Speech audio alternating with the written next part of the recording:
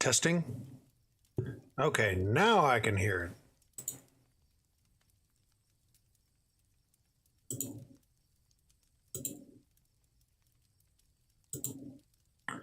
There we go. Now I can't hear that. Is my clicking really that friggin' loud?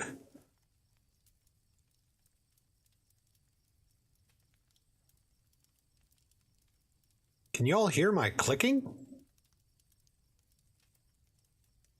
Like if I do this, can you hear that clicking?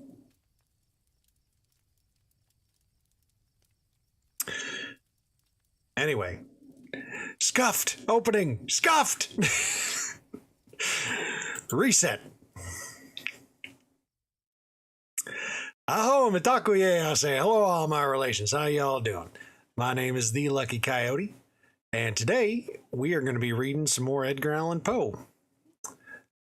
So I hope you all enjoy it. So let's get to it.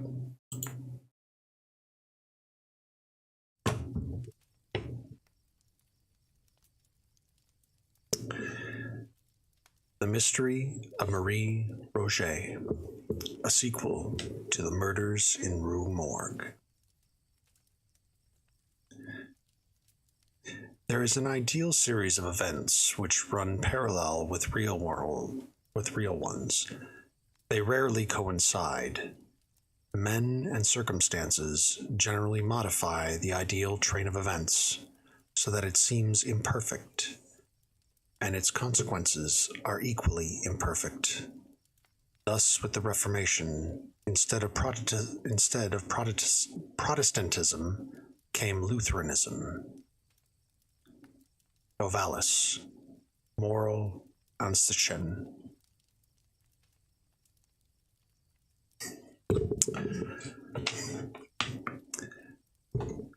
There are few persons, even among the calmest thinkers, who have not occasionally been startled into a vague yet thrilling half-credence in the supernatural by coincidences of so seemingly marvelous a character that, as mere coincidences, the intellect has been unable to receive them.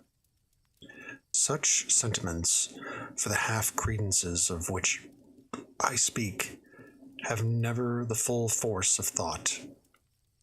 Such sentiments are seldom thoroughly stifled unless by reference to the doctrine of chance, or, as it is technically termed,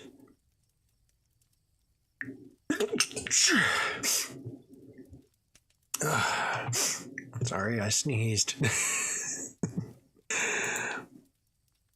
One moment while I fix my model, because apparently it hates when I sneeze, or apparently move oddly, or turn around. I have to fix that eventually. Okay. I will repeat that. I will repeat that sentence.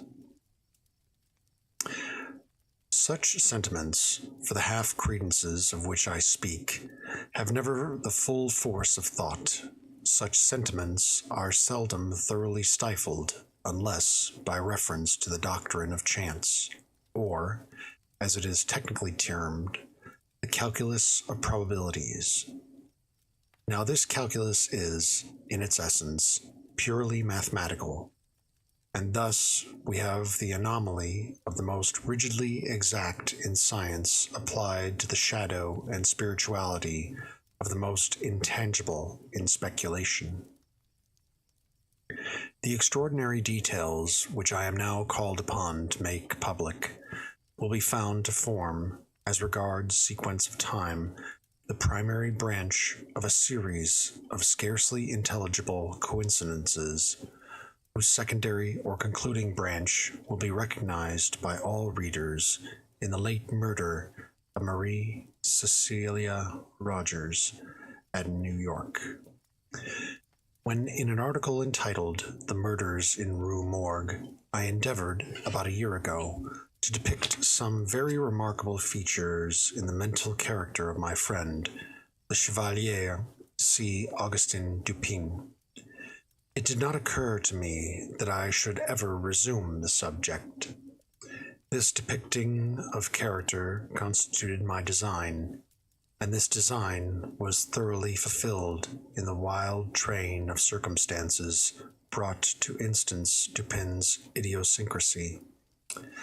I might have adduced other examples, but I should have proven no more. Late events, however, in their surprising development, have startled me into some further details, which will carry with them the air of exhorted confession. Hearing what I have lately heard, it would be indeed strange that I should remain silent in regard to what I both heard and saw so long ago. Upon winding up the tragedy involved in the deaths of Madame l'Espagne and her daughter, the Chevalier dismissed the affair at once from his attention, and relapsed into his old habits of moody reverie. Prone at all times to abstraction, I readily fell in with his humor, and continuing to occupy our chambers in the Faubourg Saint-Germain, we gave the future to the winds, and slumbered tranquilly in the present, weaving the dull world around us into dreams. But these dreams were not altogether uninterrupted. It may readily be supposed that the part played by my friend in the drama at the Rue Morgue had not failed of its impression upon the fancies of the Parisian police. With its emissaries, the name of Dupin had grown into a household word, the simple character of whose introductions by which he had disentangled the mystery never having been explained even to the prefect, or to any other individual than myself. Of course, it is not surprising that the affair was regarded as little less than miraculous, or that the Chevalier's analytical abilities acquired for him the credit of intuition. His frankness would have led him to disabuse every inquirer of such prejudice, but his indolent humor forbade all further agitation of a topic whose interest to himself had long ceased. It thus happened that he found himself the cynosure of the political eyes, of the policial eyes, and in cases were not few in which attempt was made to engage his services at the prefecture. One of the most remarkable instances was that of the murder of a young girl named Marie Roget. This event occurred about 2 years after the atrocity in the Rue Morgue. Marie, whose Christian and family name will at once arrest attention from their resemblance to those of the unfortunate cigar girl, was the only daughter of the widow Estelle Roget. The father had died during the child's infancy, and from the period of his death until within 18 months before the assassination which forms the subject of our narrative, the mother and daughter had dwelt together in the Rue Pavie Saint-André, Madame there keeping a pension, assisted by Marie. Affairs went on thus until the latter had attained her 22nd year, when her great beauty attracted the notice of a perfumer, who occupied one of the shops in the basement of the Palace Royal, and whose custom lay chiefly among the desperate adventurers infesting that neighborhood. Monsieur Leblanc was not unaware of the advantages to be derived from the attendance of the fair Marie in his perfumery, and his liberal proposals were accepted eagerly by the girl, although with somewhat more of hesitation by Madame.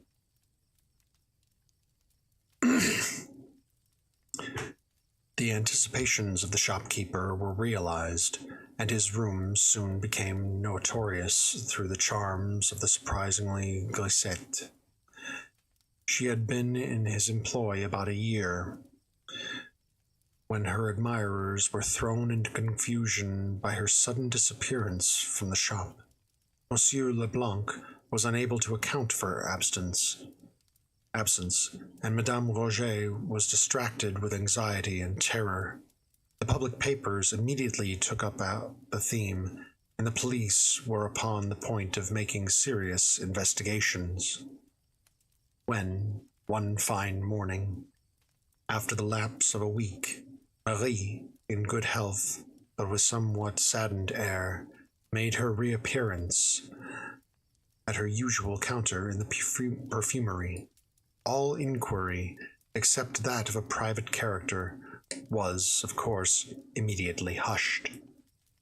Monsieur Leblanc professed total ignorance, as before. Marie, with Madame, replied to all questions that the last week had been spent at the house of a relation in the country.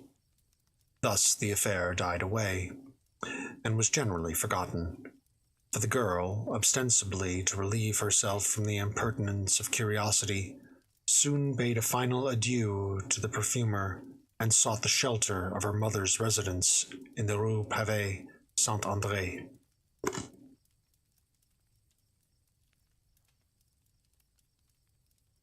It was about 5 months after this return home that her friends were alarmed by her sudden disappearance for a second time.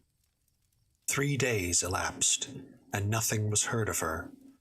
On the 4th, her corpse was found floating in the Seine, near the shore which is opposite the quarter of the Rue Saint-André, and at a point not very far distant from the secluded neighborhood of the Barrière du Roget.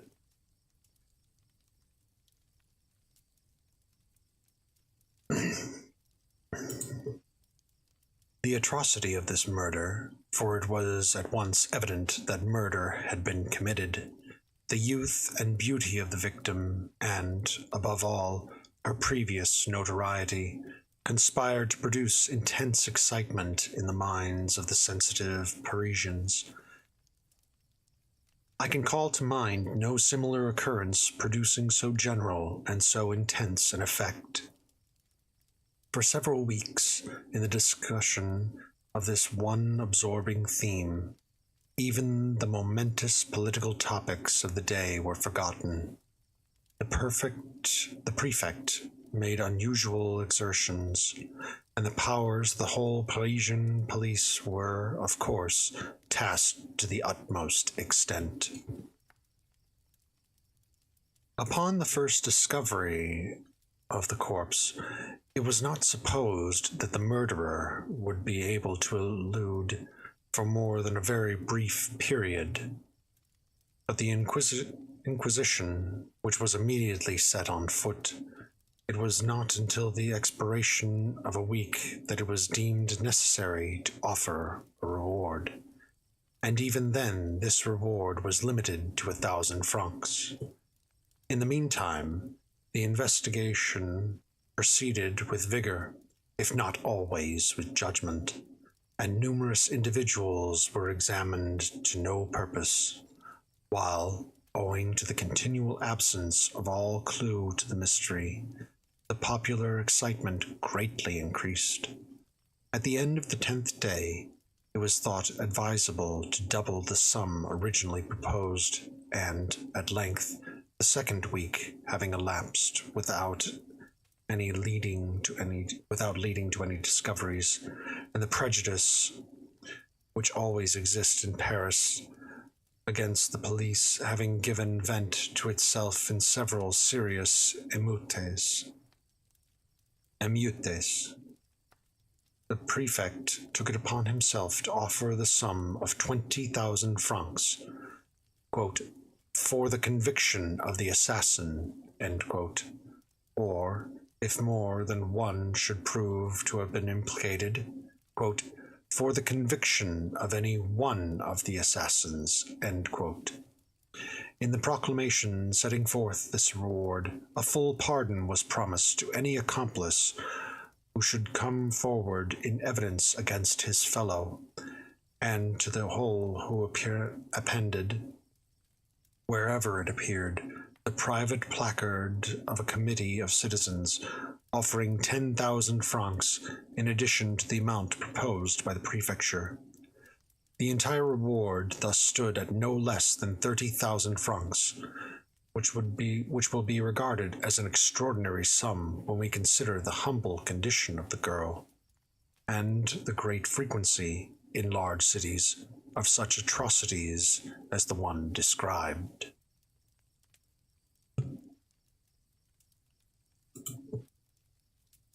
No one doubted now that the mystery of this murder would be immediately brought to light, but although, in 1 or 2 instances, arrests were made which promised elucidation,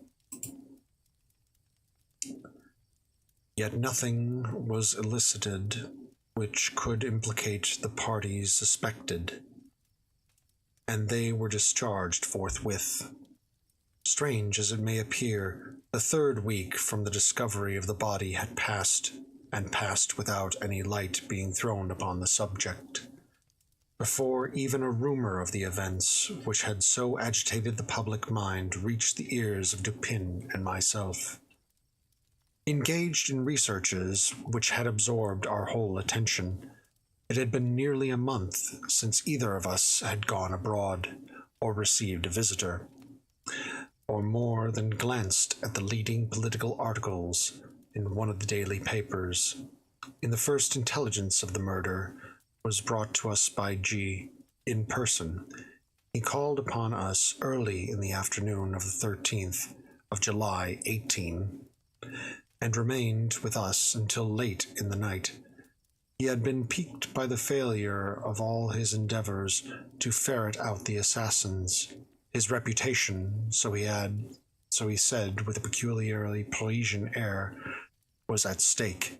Even his honor was concerned. The eyes of the public were upon him, and there was really no sacrifice which he would not be willing to make for the development of the mystery.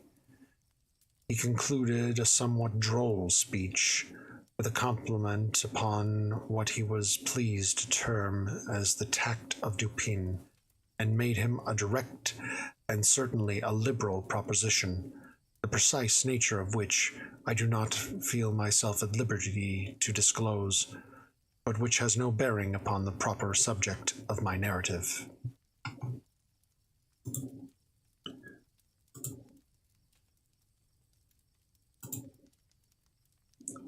So my Kik account was not connected.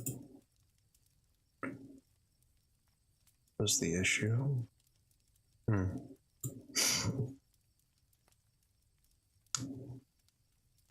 Okay.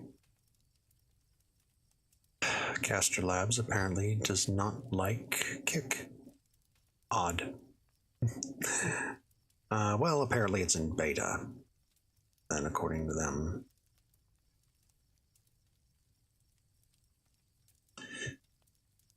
The compliment my friend rebutted as best he could, but the proposition he accepted at once, although its advantages were altogether provisional.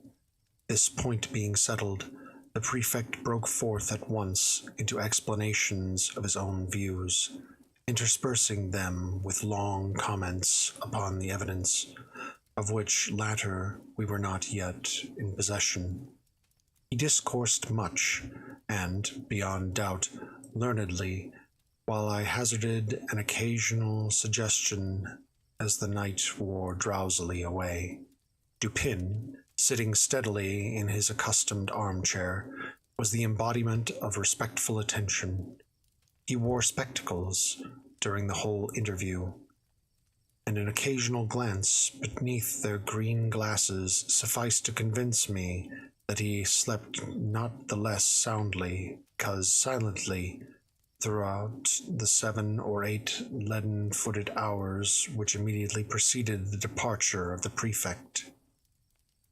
In the morning I procured at the prefecture a full report of all the evidence elicited, and, at the various newspaper offices, a copy of every paper in which, from first to last, had been published any decisive information in regard to this sad affair. Freed from all that was positively disproved, this mass of information stood thus. Marie Roget left the residence of her mother in the Rue Pavie Saint-André about 9 o'clock in the morning of Sunday, June the 22nd, 18. In going out, she gave notice to a Monsieur Jacques Saint-Eustache, and to him only, of her intention to spend the day with an aunt, who resided in the Rue des Drômes. The Rue des Drômes is a short and narrow but populous thoroughfare, not far from the banks of the river, and at a distance of some 2 miles in the most direct course possible from the pension of Madame Roget. Saint Eustache was the accepted suitor of Marie, and lodged as well as took his meals at the pension. He was to have gone for his betrothal at dusk, and to have escorted her home. In the afternoon, however, it came on to rain heavily, and, supposing that she would remain all night at her aunt's, as she had done under similar circumstances before, he did not think it necessary to keep his promise. As night drew on, Madame Roget, who was an infirm old lady, 70 years of age, was heard to express a fear, quote, that she should never see Marie again, end quote. But this observation attracted little attention at the time. On Monday, it was ascertained that the girl had not been to the Rue des Drômes, and when the day elapsed without tidings of her, a tardy search was instituted at several points in the city and its environs. It was not, however, until the 4th day from the period of her disappearance that anything satisfactory was ascertained respecting her. On this day, Wednesday, the 25th of June, a Monsieur Bravet, who, with a friend, had been making inquiries for Marie near the Barrière du Roule, on the shores of the Seine, which is opposite the Rue Pavie Saint-André, was informed that a corpse had just been towed ashore by some fishermen, who had found it floating in the river. Upon seeing the body, Beauvais, after some hesitation, identified it as that of the perfumery girl. His friend recognized it more promptly. The face was suffused with dark blood, some of which issued from the mouth. No foam was seen, as in the case of the merely drowned. There was no discoloration in the cellular tissue. About the throat were bruises and impressions of fingers. The right hand was clenched, the left partially open. On the left wrist were 2 circular excoriations, apparently the effect of ropes, or of a rope in more than one volution. A part of the right wrist also was much chafed, as well as the back throughout its extent, but more especially at the shoulder blades. In bringing the body to the shore, the fishermen had attached it to a rope, but none of the exhortations had been affected by this. The flesh of the neck was much swollen. There were no cuts apparent, or bruises which appeared the effect of blows. A piece of lace was found tied so tightly around the neck as to be hidden from sight. It was completely buried in the flesh, and was fastened by a knot which lay just under the left ear.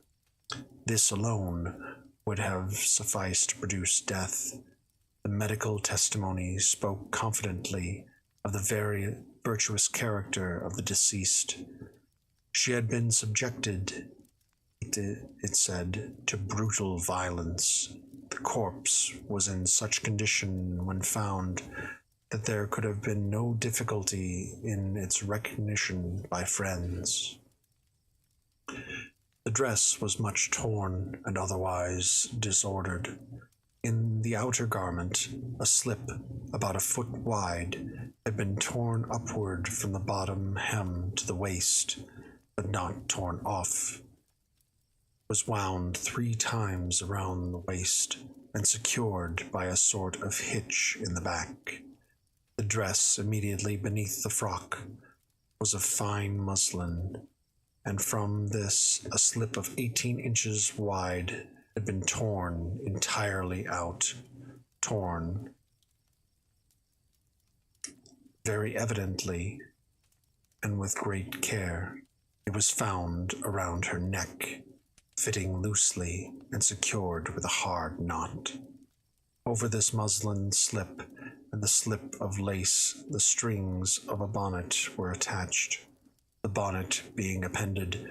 The knot by which the strings of the bonnet were fastened was not a lady's, but a slip or sailor's knot. After the recognition of the corpse, it was not, as usual, taken to the morgue, this formality being superfluous, but hastily inurned not far from the spot at which it was brought ashore.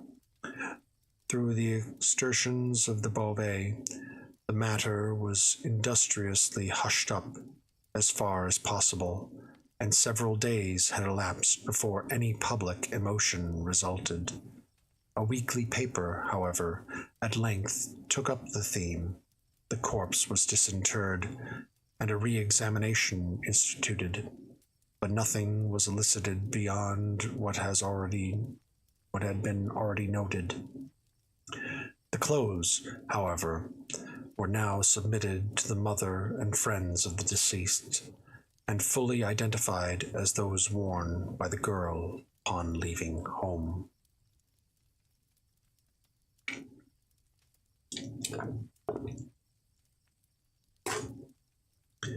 Meantime, the excitement increased hourly. Several individuals were arrested and discharged. Saint Eustache fell especially under suspicion, and he failed at first to give an intelligible account of his whereabouts during the Sunday on which Marie left home. Subsequently, however, he submitted to Monsieur G. affidavits accounting satisfactorily for every hour of the day in question.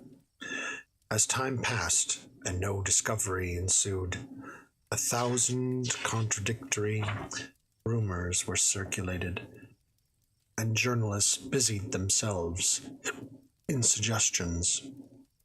Among these, the one which attained the most notice was the idea that Marie Roget still lived, that the corpse found in the Seine was that of some other unfortunate. It will be proper that I submit to the reader some passages which embody the suggestion alluded to. These passages are literal translations from L'Étoile, a paper conducted in general with much ability. Mademoiselle Roget left her mother's house on Sunday morning, June the 22nd, 18, with the ostensible purpose of going to see her aunt, or some other connection, in the Rue Saint-Dédrome. From that hour, nobody is proved to have seen her. There is no trace or tidings of her at all.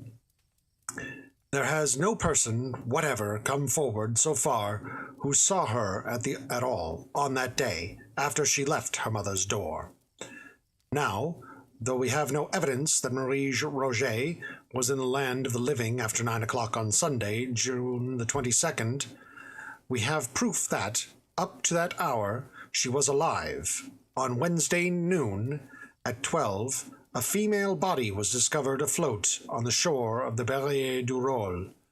This was, even if we presume that Marie Roget was thrown into the river within 3 hours after she left her mother's house, only 3 days from the time she left her home.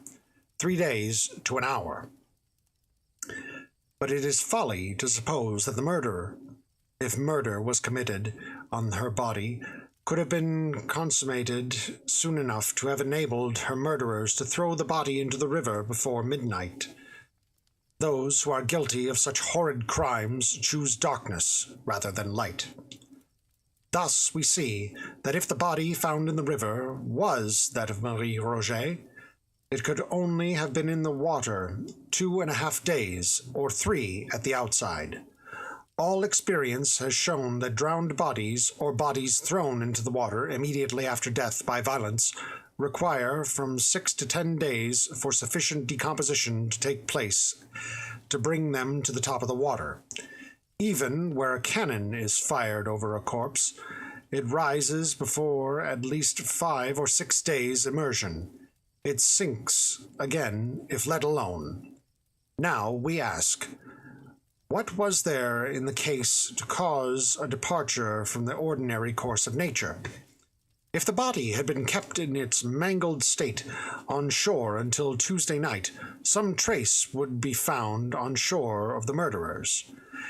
It is a doubtful point, although also, whether the body would be so soon afloat, even were it thrown in after having been dead 2 days. And furthermore, it is exceedingly improbable that any villains who had committed such a murder as is here supposed would have thrown the body in without weight to sink it, when such a precaution could have so easily been taken.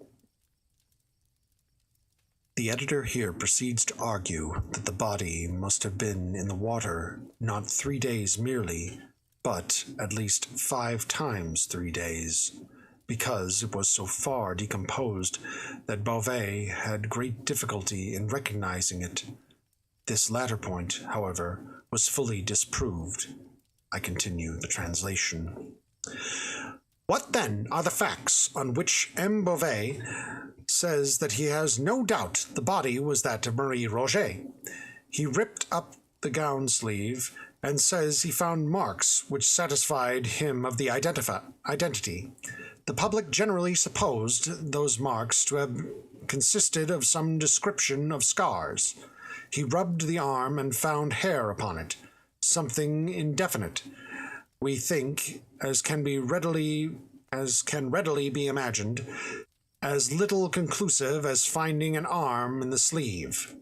M. Beauvais did not return that night, but sent word to Marie Roget at 7 o'clock on Wednesday evening that an investigation was still in progress respecting her daughter.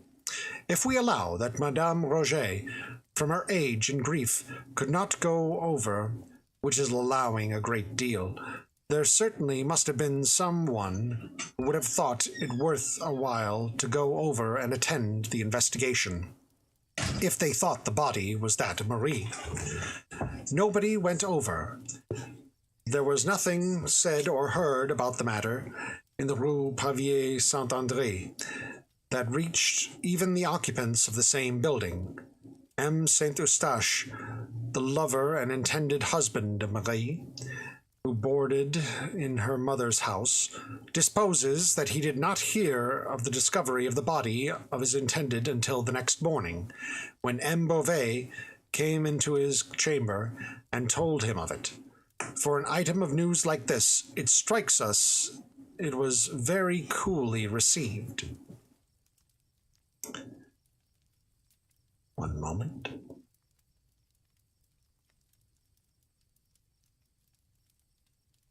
In this way, the journal endeavored to create the impression of an apathy on the part of the relatives of Marie, inconsistent with the supposition that these relatives believed the corpse to be hers. Its insinuations amount to this, that Marie, with the connivance of her friends, had absented herself from the city for reasons involving a change against her chastity, and that these friends, upon the discovery of a corpse in the Seine, somewhat resembling that of the girl, had availed themselves of the opportunity to impress the public with the belief of her death. But L'Étoile was again over hasty.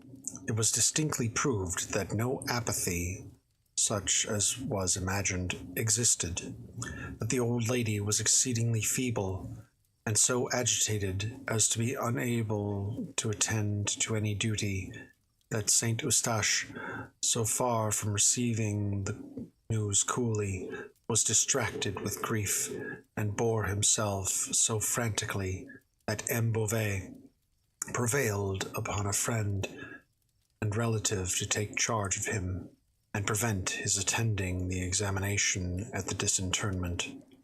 Moreover, although it was stated by Le Troll the corpse was re-inurned at the public expense, that an advantageous offer of private sepulchre was absolutely declined by the family, and that no member of the family attended the ceremonial, although I say all that was asserted by Le Troll in furtherance of the impression is designed to convey, yet all this was satisfactorily disproved. In a subsequent number of the paper, an attempt was made to throw suspicion upon Beauvais himself. The editor says, "Now, then, a change comes over the matter. We are told that, on one occasion, while a Madame B. was at Madame Roget's house, M. Beauvais, who was going out, told her that a gendarme was expected there, and that she, Madame B., must not say anything to the gendarme until he returned, but let the matter be for him. In the present posture of affairs, M. Beauvais appears to have the whole matter locked up in his head. A single step cannot be taken without M. Beauvais, for, go which way you will, you run against him. For some reason, he determined that nobody shall have anything to do with the proceedings but himself, and he has elbowed the male relatives out of the way, according to their representatives, in a very singular manner. He seems to have been very much averse to permitting the relatives to see the body."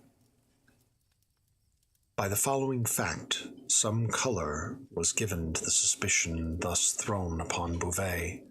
A visitor at his office a few days prior to the girl's disappearance, and during the absence of its occupant, had observed a rose in the keyhole of the door, and the name Marie inscribed upon a slate which hung near at hand. The general impression, so far as we were enabled to glean it from the newspapers, seems to be that Marie had been the victim of a gang of desperadoes, that by these she had borne across the river, maltreated and murdered. La Commercielle, however, a print of extensive influence, was earnest in combating this popular idea. I quote a passage or two from its columns. "We are persuaded that the pursuit has hitherto been upon a false scent. So far as it has been directed to the Barrière du Roule, it is impossible that the person so well known to thousands as this young woman was should have passed 3 blocks without someone having seen her. And anyone who saw her would have remembered it, for she interested all who know her. It was when the streets were full of people when she went out. It is impossible that she should have gone to the Barrière du Roule or the Rue des Drômes without being recognized by a dozen persons, yet no one has come forward who saw her outside her mother's door, and there is no evidence except the testimony concerning her expressed intentions that she did go out at all. Her gown was torn, bound round her, and tied, and by that the body was carried as a bundle. If the murder had been committed at the Barrière du Roule, there would have been no necessity for such an arrangement. The fact that the body was found floating near the Barrière is no proof as to where it was thrown into the water. A piece of one of the unfortunate girl's petticoats, 2 feet long and 1 foot wide, was torn out and tied under her chin around the back of her head, probably to prevent screams. This was done by fellows who had no pocket handkerchief. A day or two before the prefect called upon us, however, some important information reached the police, which seemed to overthrow, at least, the chief portion of Le Commercial's argument. 2 small boys, sons of Madame de Luc, while roaming along the woods near the Barrière du Roule, chanced to pertrade a coarse thicket, within which were 3 or 4 large stones, forming a kind of seat with a back and footstool. On the upper stone lay a white petticoat, on the second a silk scarf. A parasol, gloves, and a pocket handkerchief were also here found. The handkerchief bore the name Marie Roget. Fragments of dress were discovered on the brambles around. The earth was trampled, the bushes were broken, and there was every evidence of a struggle. Between the thicket and the river, the fences were found taken down, and the ground bore evidence of some heavy burden having been dragged along it. A weekly paper, Le Soleil, had the following comments upon this discovery, comments which merely echoed the sentiment of the whole Parisian press. The things had all evidently been there at least 3 or 4 weeks. They were all mildewed down hard with the action of the rain, and stuck together from mildew. The grass had grown around and over some of them. The silk on the parasol was strong, but the threads of it were run together within. The upper part, where it had been doubled and folded, was all mildewed and rotten, and tore on its being opened. The pieces of her frock, torn out by the bushes, were about 3 inches wide and 6 inches long. One part was the hem of the frock, and it had been mended. The other piece was part of the skirt, not the hem. They looked like strips torn off, and were on the thorn bush, about 1 foot from the ground. There can be no doubt, therefore, that the spot of this appalling outrage has been discovered. Consequent upon this discovery, new evidence appeared. Madame du Lac testified that she keeps a roadside inn not far from the bank of the river, opposite the Barrière du Roule. The neighborhood is secluded, particularly so. It is the usual Sunday resort of blackguards from the city, who cross the river in boats. About 3 o'clock in the afternoon of the Sunday in question, a young girl arrived at the inn, accompanied by a young man of dark complexion. The 2 remained here for some time. On their departure, they took the road to some thick woods in the vicinity. Madame de Luc's attention was called to the dress worn by the girl on account of its resemblance to one worn by a deceased relative. A scarf was particularly noticed. Soon after the departure of the couple, a gang of miscreants made their appearance, behaved boisterously, ate and drank without making payment, followed in the route of the young man and girl, returned to the inn about dusk, and recrossed the river as if in great haste.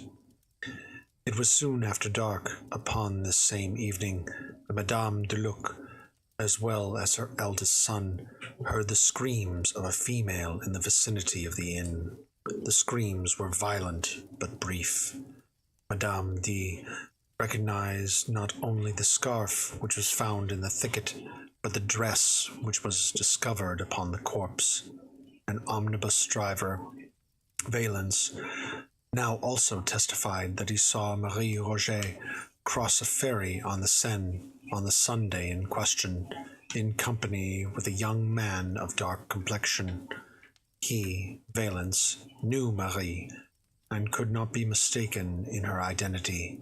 The articles found in the thicket were fully identified by the relatives of Marie.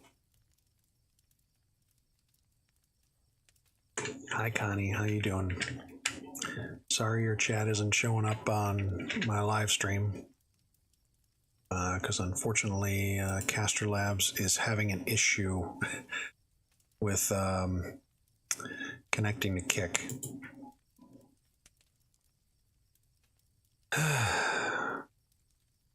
So, unfortunately, that's where we're at. Sorry. I wish I could.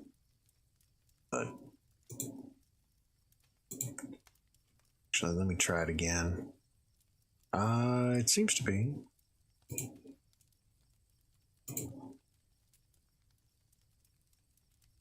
Oh, yep, we got it. All right, now Kick will show up.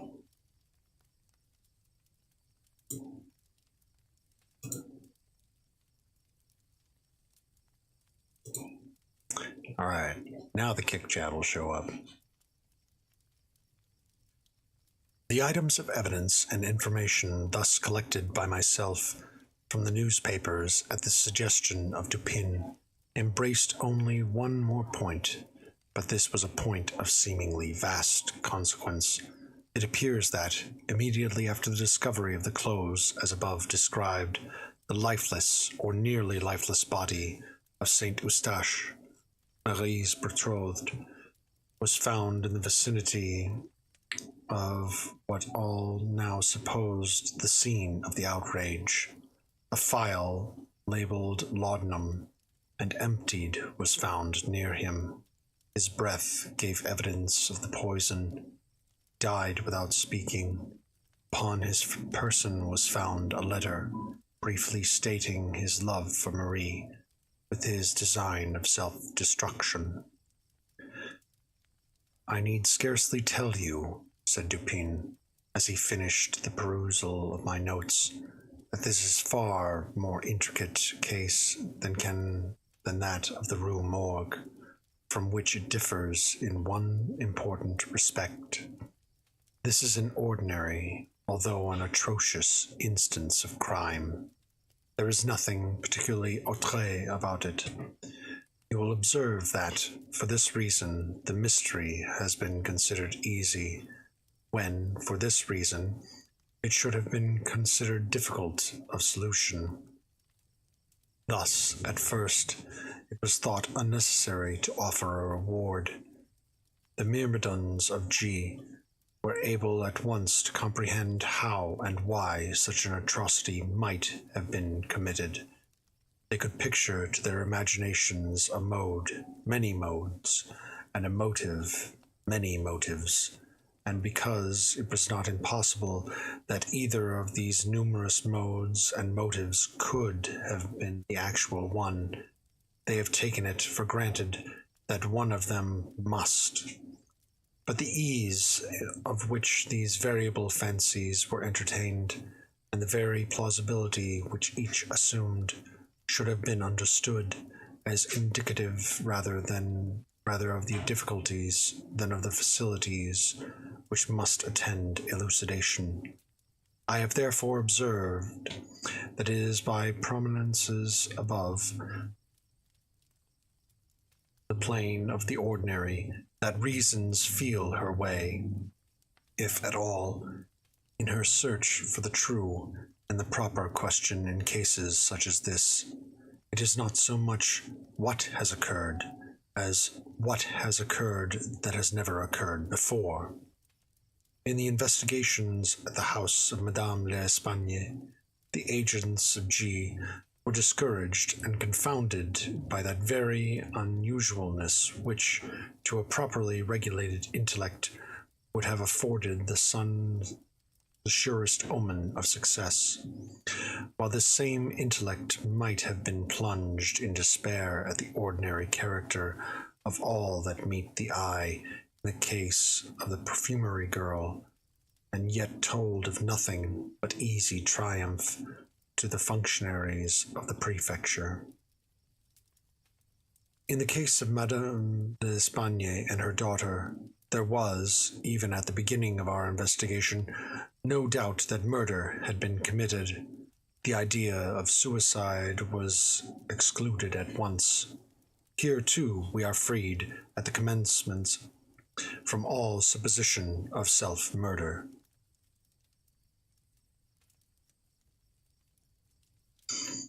The body found at the Barrière du Roule was found under such circumstances as to leave us no room for embarrassment upon this important point. But it has been suggested that the corpse discovered is not that Marie Roget, for the conviction of whose assassin or assassins the reward is offered, and respecting whom solely our agreement has been arranged with the prefect. We both know this gentleman well. It will not do to trust him too far. If, dating our inquiries from the body found and then tracing a murderer, we yet discover this body to be that of some other individual than Marie, or if, starting from the living Marie, we find her, yet find her unassassinated. In either case, we lose our labor, since it is Monsieur G, with whom we have to deal for our own purpose. Therefore, if not for the purpose of justice, it is indispensable that our first step should be the determination of the identity of the corpse with Marie Roget, who is missing. With the public, the arguments of L'Etoile we have had weight, and that the journal itself is convinced of their importance would appear from the manner in which it commences one of its essays upon the subject. Several of the morning papers of the day, it says, speak of the conclusive article in Monday's L'Etoile. To me, this article appears conclusive of little beyond the zeal of its inditer. We should bear in mind that, in general, it is the object of our newspapers rather to create a sensation, to make a point, than to further the cause of truth. The latter end is only pursued when it seems coincident with the former. The print, which merely falls in with ordinary opinion, however well-founded this opinion may be, earns for itself no credit with the mob. The mass of people regard as profound only him who suggests pungent contradictions of the general idea. In ratiocination, not less than in literature, it is the epigram which has the most immediately and the most universally appreciated. In both, it is of the lowest order of merit. What I mean to say is that it is mingled epigram and melodrama of the idea that Marie Roget still lives, rather than any true plausibility in this idea, which have suggested it to L'Etoile and secured it a favorable reception with the public. Let us examine the heads of this journal argument, endeavoring to avoid the incoherence with which it is originally set forth. The first aim of the writer is to show, from the brevity of the interval between Marie's disappearance and the finding of the floating corpse, that this corpse cannot be that of Marie. The reduction of this interval to its smallest possible dimension becomes thus, at once, an object with the reasoner. In the rash pursuit of this object, he rushes into mere assumption at the outset. It is folly to suppose, he says, that the murder, if murder was committed on her body, could have been consummated soon enough to have enabled her murderers to throw the body into the river before midnight. We demand at once, and very naturally, why? Why is it folly to suppose that the murder was committed within 5 minutes after the girl's quitting her mother's house?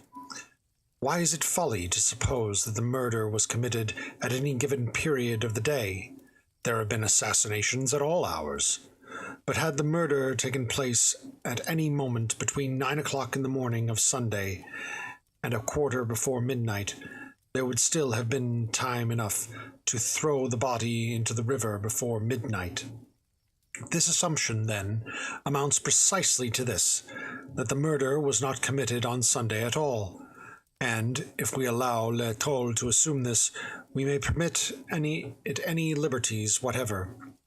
The paragraph beginning, "It is folly to suppose the murder," etc., however it appears as printed in L'Etoile, may be imagined to have existed actually thus in the brain of its indicter. It is folly to suppose that the murder, if murder was committed on the body, could have been committed soon enough to have enabled her murderers to throw the body into the river before midnight. It is folly, we say, to suppose all this, and to suppose at the same time, as we are resolved to suppose, that the body was not thrown in until after midnight, a sentence sufficiently inconsequential in itself, but not so utterly preposterous as the one printed. Were it my purpose, continued Dupin, merely to make out a case against this passage of L'Etoile argument, I might safely leave it where it is. It is not, however, with L'Etoile that we have to do, but with the truth. The sentence in question has but one meaning, as it stands, and this meaning I have fairly stated. But it is material that we go behind the mere words, for an idea which these words have obviously intended and failed to convey. It was the design of the journalist to say that at whatever period of the day or night of Sunday this murder was committed, was improbable that the assassins would have ventured to bear the corpse to the river before midnight. And herein lies, really, the assumption of which I complain. It is assumed that the murder was committed at such a position and under such circumstances that the bearing it to the river became necessary. Now, the assassination might have taken place upon the river's brink, or the river itself, and thus the throwing of the corpse in the water might have been resorted to at any period of the day or night, as the most obvious and most immediate mode of disposal. You will understand that I suggest nothing here as probable or as coincident with my own opinion. My design, so far, has no reference to the facts of the case. I wish merely to caution you again the whole tone of L'Etoile's suggestion by calling your attention to its ex parte character at the outset.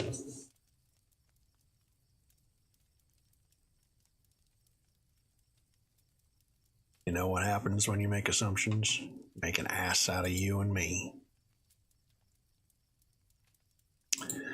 Assumptions are terrible in crime, in criminology.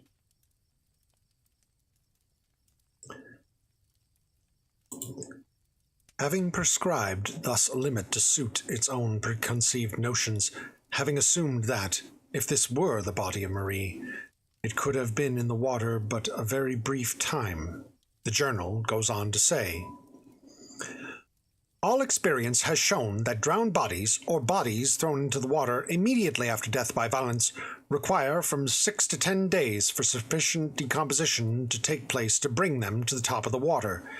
Even when a cannon is fired over a corpse and it rises before at least 5 or 6 days' immersion, it sinks again if let alone. These assertions have been tactfully received by every paper in Paris, with the exception of Le Montier. This latter print endeavors to combat that portion of the paragraph which has reference to drowned bodies only, by citing some 5 or 6 instances in which the bodies of individuals known to be drowned were found floating after the lapse of less time than is insisted upon by L'Etoile. But there is something excessively unphilosophical in the attempt, on the part of Le Montier, to rebut the general assertion of L'Etoile by a citation of a particular instances militating against that assertion. Had it been possible to adduce 50 instead of the 5 examples of bodies floating at the end of 2 or 3 days, These 50 examples could still have been properly regarded only as exceptions to Le Trol's rule, until such time as the rule itself should be confuted. Admitting the rule, and this Lemontier does not deny, insisting merely upon its exceptions, the argument of Le Troll is suffered to remain in full force. For this argument does not pretend to involve more than a question of the probability of the body having risen to the surface in less than 3 days, and this probability will be in favor of Le Troll's position until the instances so childishly adduced shall be sufficient in number to establish an antagonistical rule.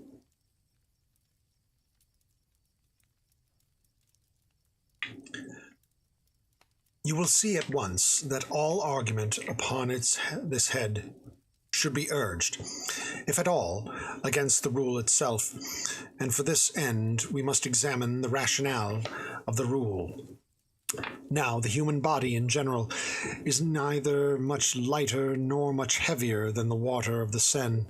That is to say, the specific gravity of the human body in its natural condition is about equal to the bulk of fresh water which it displaces. The bodies of fat and fleshy persons, with small bones, and of women generally, are lighter than those of the lean and large-boned, and of men. And the specific gravity of the water of a river is somewhat influenced by the presence of the tide from the sea.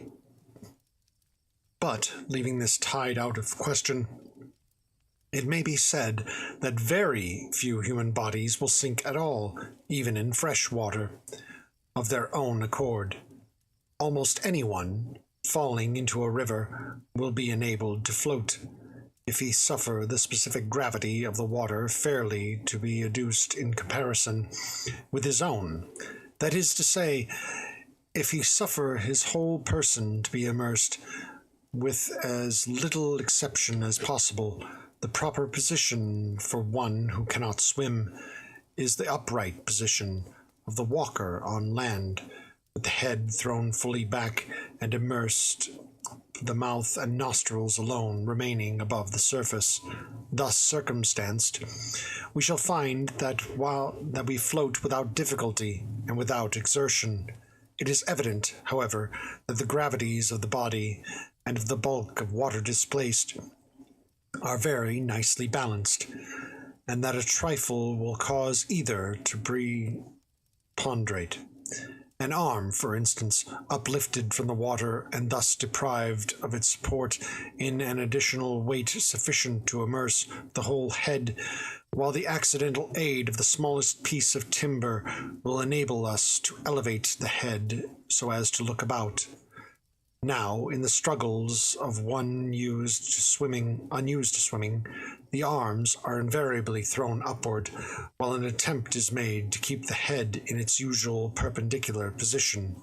The result is the immersion of the mouth and nostrils, and the inception, during efforts to breathe, while beneath the surface of water into the lungs. Much is also received into the stomach, and the whole body becomes heavier by the difference between the weight of the air originally distending these cavities and that of the fluid which now fills them.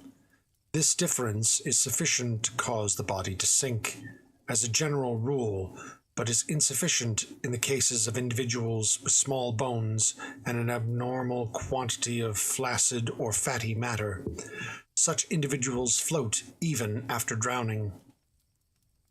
The corpse, being supposed at the bottom of the river, will there remain until, by some means, its specific gravity again becomes less than that of the bulk of water which it displaces. This effect is brought about by decomposition, or otherwise. The result of decomposition is the generation of gas, distending the cellular tissues and all the cavities, and giving the puffed appearance, which is so horrible. When this distension has so far progressed that the bulk of the corpse is materially increased without a corresponding increase of mass or weight, its specific gravity becomes less than that of the water displaced, and it is forthwith makes its appearance at the surface. But decomposition is modified by innumerable circumstances, is hastened or retarded by innumerable agencies, for the example, by the heat or cold of the season, by the mineral impregnation or purity of the water, by its depth or shallowness, by its currency or stagnation, by the temperament of the body, by its infection or freedom from disease before death. Thus, it is evident that we can assign no period with anything like accuracy at which the corpse shall rise through decomposition. Under certain conditions, this result would be brought about within an hour. Under others, it might not take place at all. There are chemical infusions by which the animal frame can be preserved forever from corruption. The bichloride of mercury is one, but apart from decomposition, there may be, and very usually is, a generation of gas within the stomach. From the acetous fermentation of vegetable matter, or within other cavities from other causes, sufficient to induce a distension which will bring the body to the surface. The effect produced by the firing of a cannon is that of simple vibration. This may either loosen the corpse from the soft mud or ooze in which it is embedded, thus permitting it to rise when other agencies have already prepared it for so doing, or may overcome the tendency of some putrescent proportions of the cellular tissue, allowing the cavities to distend under the influence of the gas. Having thus before us the whole philosophy of this subject, we can easily test by the assertions of L'Etoile.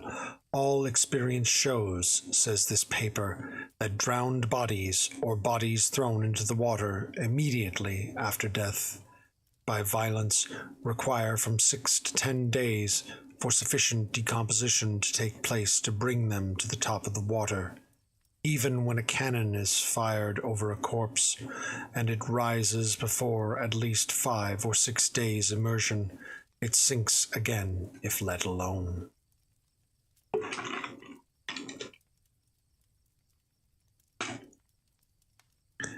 The whole of this paragraph must now appear a tissue of inconsequence and incoherence. All experience does not show that drowned bodies require from 6 to 10 days for sufficient decomposition to take place to bring them to the surface. Both science and experience show that the period of their rising is, and necessarily must be, indeterminate.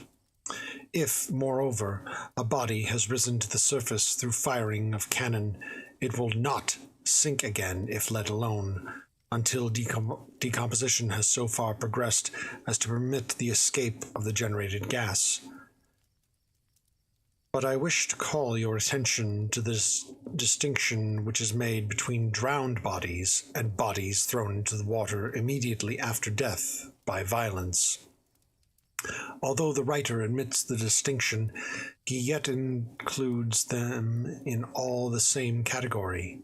I have shown how it is that the body of a drowning man becomes specifically heavier than its bulk of water, and that he would not sink at all except for the struggle by which he elevates his arms above the surface, and his gasps for breath while beneath the surface, gasps which supply by water the place of the original air in the lungs.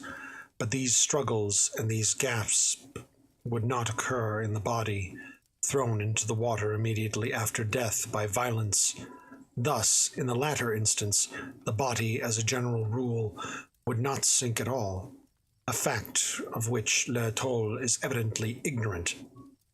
With decomposition had proceeded to a very great extent, when the flesh had in great measure left the bones, Then, indeed, but not till then, should we lose sight of the corpse. This also assumes no current. Yeah. I mean, she was found pretty close to, where she was. And the Seine moves as a current. I don't think it's a very strong current, though. So she was probably caught in the bend of the river, because the Seine does bend quite a bit as it goes through Paris.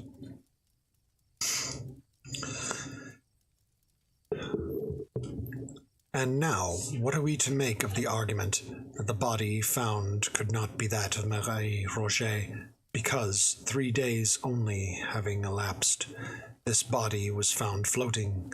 If drowned, being a woman, she might never have sunk, or, having sunk, might have reappeared in 24 hours or less. But no one supposes her to have been drowned, and, dying before being thrown into the river, she might have been found floating at any period afterward whatever.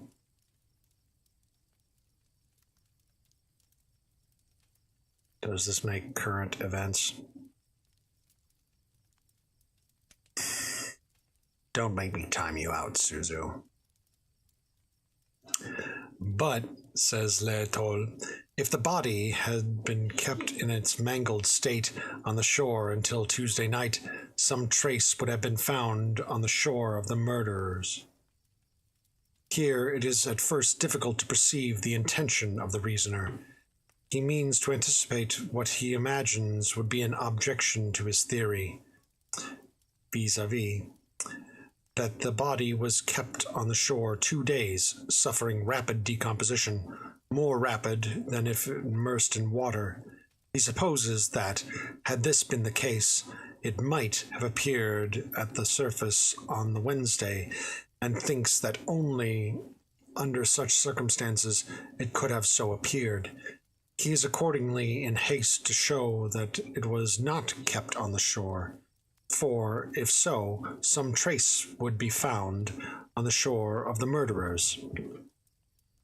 I presume you smile at the sequitur.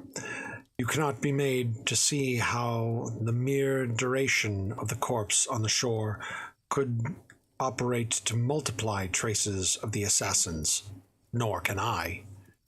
And furthermore, it is exceedingly improbable, continues our journal, that any villains who had committed such a murder as is here supposed would have thrown the body in without weight to sink it, when such a precaution could have so easily been taken. Observe here the laughable confusion of thought. No one, not even L'Etoile, disputes the murder committed on the body found. The marks of violence are too obvious. It is our reasoner's object merely to show that this body is not Marie's. He wishes to prove that Marie is not assassinated, not that the corpse was not. Yet his observation proves only the latter point. Here is a corpse without weight attached. Murderers, casting it in, would not have failed to attach a weight. Therefore, it was not thrown in by murderers. This is all which is proved, if anything is. The question of identity is not even approached, and L'Etoile has been at great pains merely to gainsay now what it has admitted only a moment before. We are perfectly convinced, it says, that the body found was that of a murdered female. Nor is this the sole instance, even in the division of his subject, where our reasoner unwittingly reasons against himself. His evident object, I have already said, is to reduce as much as possible the interval between Marie's disappearance and the finding of the corpse. Yet we find him urging to the point that no person saw the girl from the moment of her leaving her mother's house. We have no evidence, he says, that Marie Roget was in the land of the living after 9 o'clock on Sunday, June the 22nd. As his argument is obviously an ex parte one, he should, at least, have left this matter out of sight. For had any one been known to see Marie, say on Monday or on Tuesday, the interval in question would have been much reduced, and, by its own ratiocination, the probability much diminished, that of the corpse being that of the grisette. It is, nevertheless, amusing to observe that L'Etoile insists upon its point in the full belief of its furthering its general argument. Repurpose now that portion of this argument which has reference to the identification of the corpse by Beauvais. In regard to the hair upon the arm, L'Etoile has been obviously disingenuous. M. Beauvais, not being an idiot, could never have urged in identification of the corpse simply hair upon its arm. No arm is without hair. The generality of the expression of L'Etoile is a mere perversion of the witness's phraseology. He must have spoken of some peculiarity in this hair. It must have been a peculiarity of color, of quantity, of length, or of situation. Her foot, says the journal, was small, so are thousands of feet. Her garter is no proof whatever, nor is her shoe, for shoes and garters are sold in packages. The same may be said of the flowers in her hat. One thing upon which M. Beauvais strongly insists is that the clasp on the garter found had been set back to take it in. This amounts to nothing, for most women find it proper to take a pair of garters home and fit them to the size of the limbs they are to encircle, rather than try them in the store when they purchase. Here it is difficult to suppose the reasoner in earnest. Had M. Beauvais, in his search for the body of Marie, discovered a corpse corresponding in general size and appearance to the missing girl, he would have been warranted, without reference to the question of habiliment at all, in forming an opinion that his search had been successful, if, in addition to the point of general size and contour, he had been found upon the arm a peculiar hairy appearance which he had observed upon the living Marie. His opinion might have been justly strengthened, and the increase of positiveness might well have been in the ratio of the peculiarity or unusualness of the hairy mark. If, the feet of Marie being small, those of the corpse were also small, the increase of probability that the body was that of Marie would not be an increase in a ratio merely arithmetical, but in one highly geometrical or accumulative. And to all this, shoes such as she had been known to wear upon the day of her disappearance, and, although these shoes may be sold in packages, you so far argument the probability as to verge upon the certain. What of itself would be no evidence of identity becomes, through its corroborative position, proof most sure. Give us, then, flowers in the hat corresponding to those worn by the missing girl, and we seek for nothing further. If only one flower, we seek for nothing further. What if 2 or 3 or more?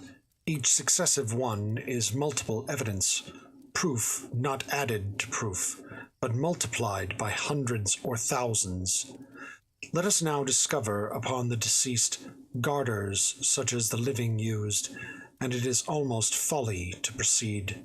But these garters are found to be tightened by the setting back of a clasp, in such a manner as her own had been tightened by Marie shortly previous to her leaving home. It is now madness or hypocrisy to doubt what L'Etoile says in respect to this abbreviation of the garters being an unusual occurrence. It shows nothing beyond its own preternacity in error. The elastic nature of the clasp garter is self-demonstration of the unusualness of the abbreviation. What is made to adjust itself must of necessity require foreign adjustment, but rarely it must have been by an accident. In its strictest sense, that these garters of Marie needed the tightening described, they alone would have amply established her identity. But it is not that the corpse was found to have the garters of the missing girl, or found to have her shoes, or her bonnet, or the flowers of her bonnet on her feet, or her particular mark upon the arm, or her general size and appearance. It is that the corpse had each, and all collectively, could be proved that the editor of Le Troll really entertained a doubt under the circumstances. There would be no need, in his case, of a commission de lunaticio inquirendo. He has thought it sagacious to echo the small talk of the lawyers, who, for the most part, content themselves with echoing the rectangular precepts of the courts. I would here observe that very much of what is rejected as evidence by a court is the best of evidence to the intellect, for the court, guided itself by the general principles of evidence, the recognized and booked principles, is averse from swerving at particular instances, and this steadfast adherence to principle, with rigorous disregard of the conflicting exception, is a sure mode of attaining the maximum of attainable truth. In any long sequence of time, the practice, in mass, is therefore philosophical, but it is not the less certain that it engenders vast individual error. How dull is she if we can't figure out the identity through her clothing? Well, this is just pointing out that the newspaper that reported this obviously had a bias. Gasp. A newspaper having a bias. Go figure. However, they put it into their reporting their bias.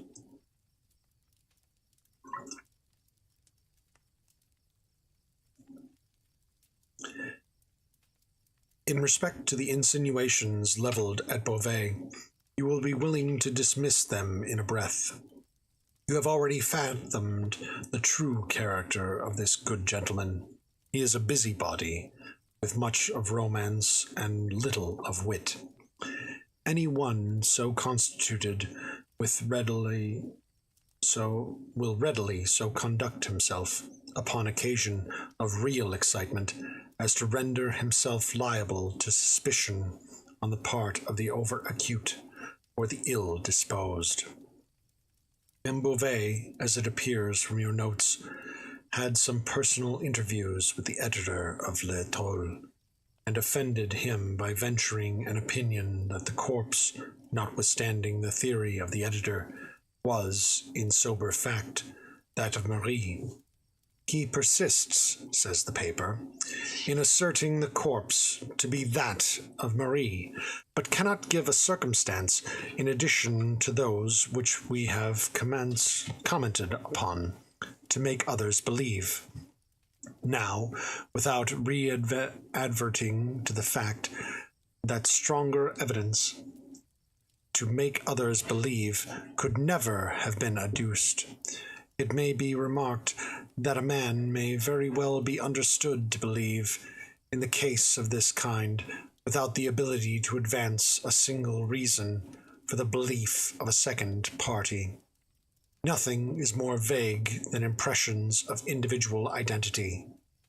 Each man recognizes his neighbor, yet there are few instances in which any one is prepared to give a reason for his recognition. The editor of Le Toll had no right to be offended at M. Beauvais' unreasoning belief. The suspicious circumstances which invest him will be found to tally much better with my hypothesis of romantic busybodyism than with the reasoner's suggestion of guilt. Once adopting the more charitable interpretation, we shall find no difficulty in comprehending the rose in the keyhole, the Marie upon the slate, the elbowing the male relatives out of the way, the aversion to permitting them to see the body, the caution given to Madame B. that she must hold no conversation with the gendarme until his, Beauvais, return, and lastly, his apparent determination that nobody should have anything to do with the proceedings except himself. It seems to me unquestionable that Beauvais was a suitor of Marie's, that she coquetted with him, and that he was ambitious of being thought to enjoy her fullest intimacy and confidence. I shall say nothing more upon this point, and, as the evidence fully rebuts the assertion of L'Etoile touching the matter of apathy on the part of the mother and other relatives, an apathy inconsistent with the supposition of her believing the corpse to be that of the perfumery girl, we shall now proceed as if the question of identity were settled to our perfect satisfaction. And what, I here demanded, do you think of the opinions of Le Commerciel? That, in spirit, that they are far more worthy of attention than any which have been promulgated upon the subject. The deductions from the premises are philosophical and acute, but the premises, in 2 instances at least, are founded in imperfect observation. Le Commerciel wishes to imitate that Marie was seized by some gang of low ruffians not far from her mother's door. It is impossible, it urges, that a person so well known to thousands as this young woman was, should have passed 3 blocks without some one having seen her.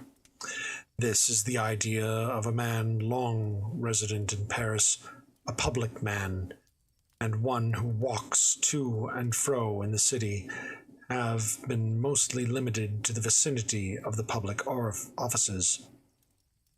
He is aware that he seldom passes so far as a dozen blocks from his own bureau without being recognized and accosted, and, knowing the extent of his personal acquaintance with others, and of others with him, he compares his notoriety with that of the perfumery girl, finds no great difference between them, and reaches at once the conclusion that she, in her walks, would be equally liable to recognition with himself in his. This could only be the case were her walks of the same unvarying methodical character, and within the same species of limited region are his own. He passes to and fro at regular intervals within a confined periphery, abounding in individuals who are led to observation of his person through interest in the kindred nature of his occupation with their own. But the walks of Marie may, in general, be supposed discursive. In this particular instance, it will be understood as most probable that she proceeded upon a route of more than average diversity from her accustomed ones. The parallel which we imagine have existed in the mind of Le Commerciel would only be sustained in the event of the 2 individuals traversing the whole city. In this case, granting the personal acquaintances to be equal, the chances would be also equal that an equal number of personal reconnoiters would be made. For my own part, I should hold it not only possible, but as far more than probable, that Marie might have proceeded at any given period by any one of the many routes between her own residence and that of her aunt, without meeting a single individual whom she knew, or by whom she was known. In viewing this question in its full and proper light, we must hold steadily in mind the great disproportion between the personal acquaintances of even the most noted individual in Paris and the entire population of Paris itself.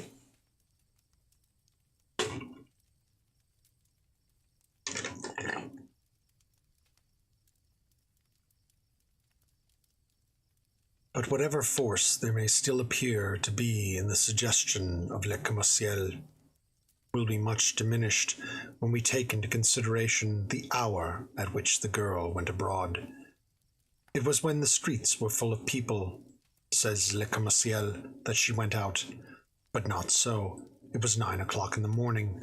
Now, at 9 o'clock of every morning in the week, with the exception of Sunday, the streets of the city are, it is true, thronged with people.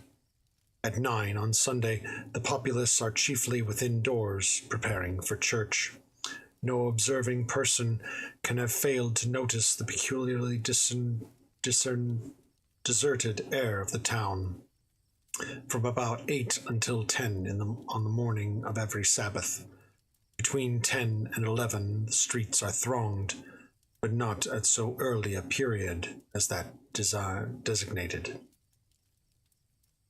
There is another point at which there seems a deficiency of observation on the part of Le Commerciel.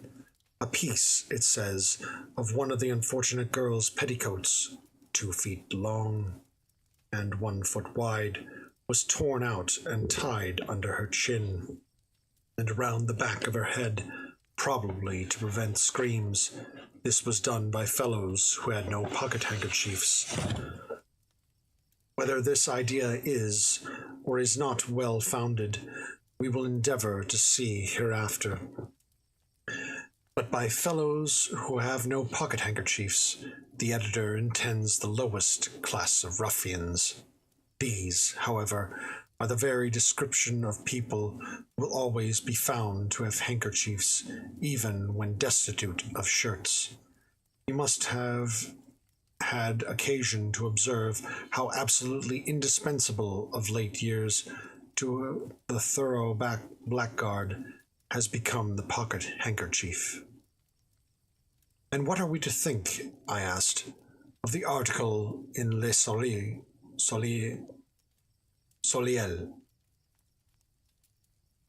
that it is a vast pity its inditer was not born a parrot, in which case he would have been the most illustrious parrot of his race.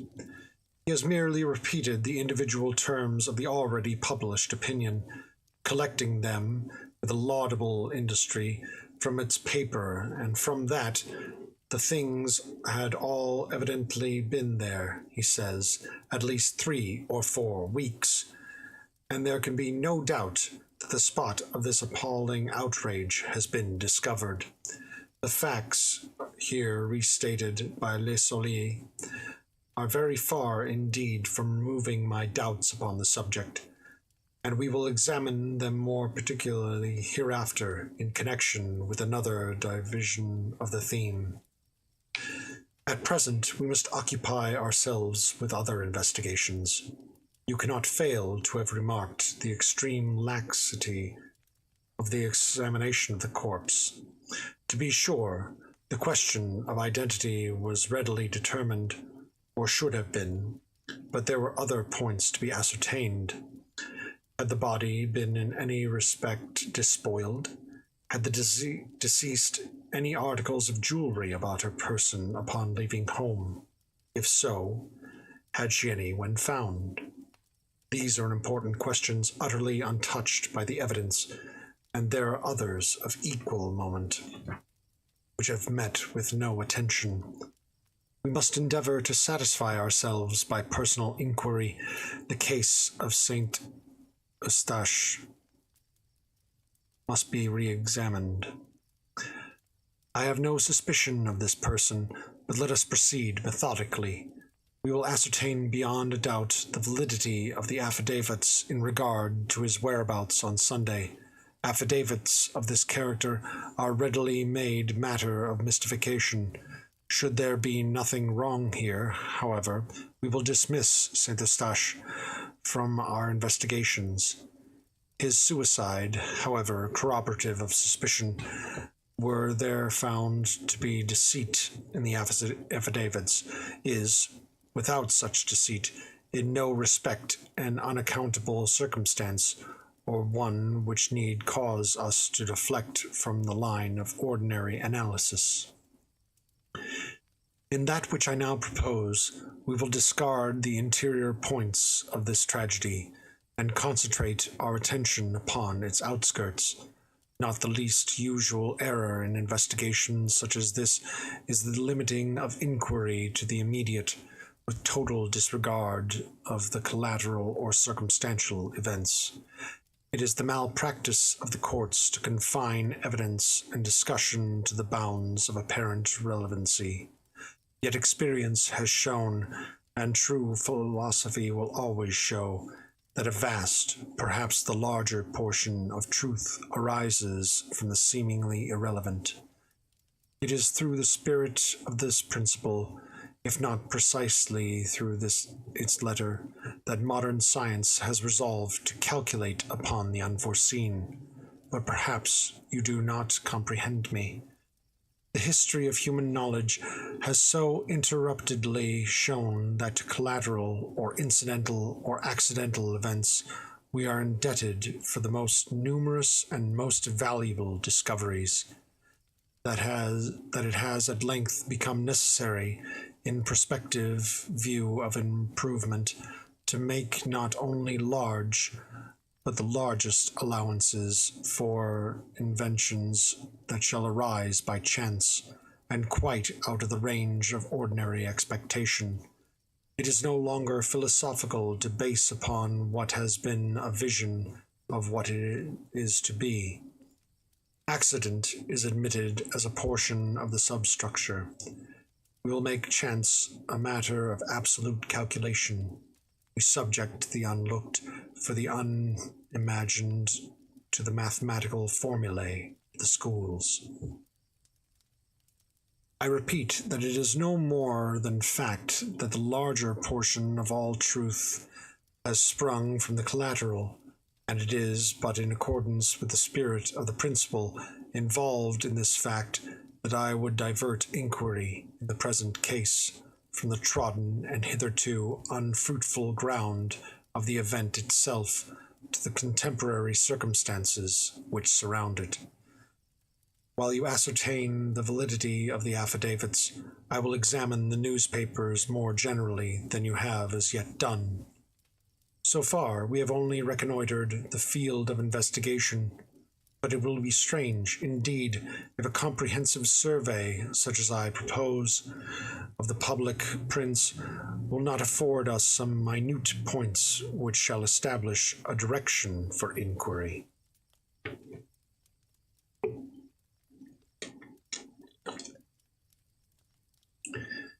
In pursuance of Dupin's suggestion, I made scrupulous examination of the affair of the affidavits.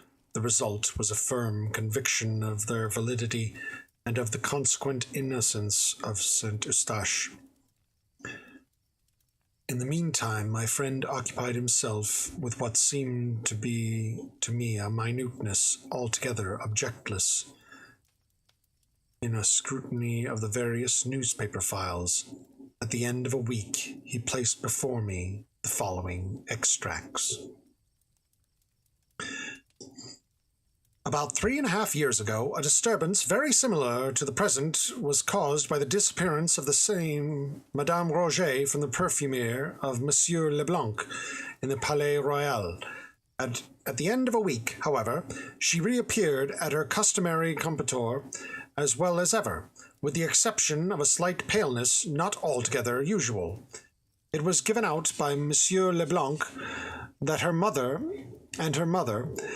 that she had merely been on a visit to some friend in the country, and the affair was speedily hushed up. We presume that the present absence is a freak of the same nature, and that, at the expiration of a week or perhaps of a month, we shall have her among us again. Evening paper, Monday, June 23rd. An evening journal of yesterday refers to a former mysterious disappearance of Mademoiselle Roget. It is well known that, during the week of her absence from Leblanc's Perfumier, she was in the company of a young naval officer, much noted for his debaucheries. A quarrel, it is supposed, provincially led to her return home. We have the name of the Lothario in question, who is at present stationed in Paris, but for obvious reasons forbear to make it public. Le Mercurier, Tuesday morning, June 24th. An outrage of the most atrocious character was perpetrated near this city the day before yesterday. A gentleman with his wife and daughter engaged about dusk the services of 6 young men, who were idly rowing a boat to and fro near the banks of the Seine to convey him across the river. Upon reaching the opposite shore, the 3 passengers stepped out, and had proceeded so far as to be beyond the view of the boat, when the daughter discovered that she had left in it her parasol. She returned for it, was seized by the gang, carried out into the stream, gagged, brutally treated, and finally taken to the shore at a point not far from that at which she had originally entered the boat with her parents. The villains have escaped for the time, but the police are upon their trail, and some of them will soon be taken. Morning paper, June 25th. We have received 1 or 2 communications, the object of which is to fasten the crime of the late atrocity upon Manet.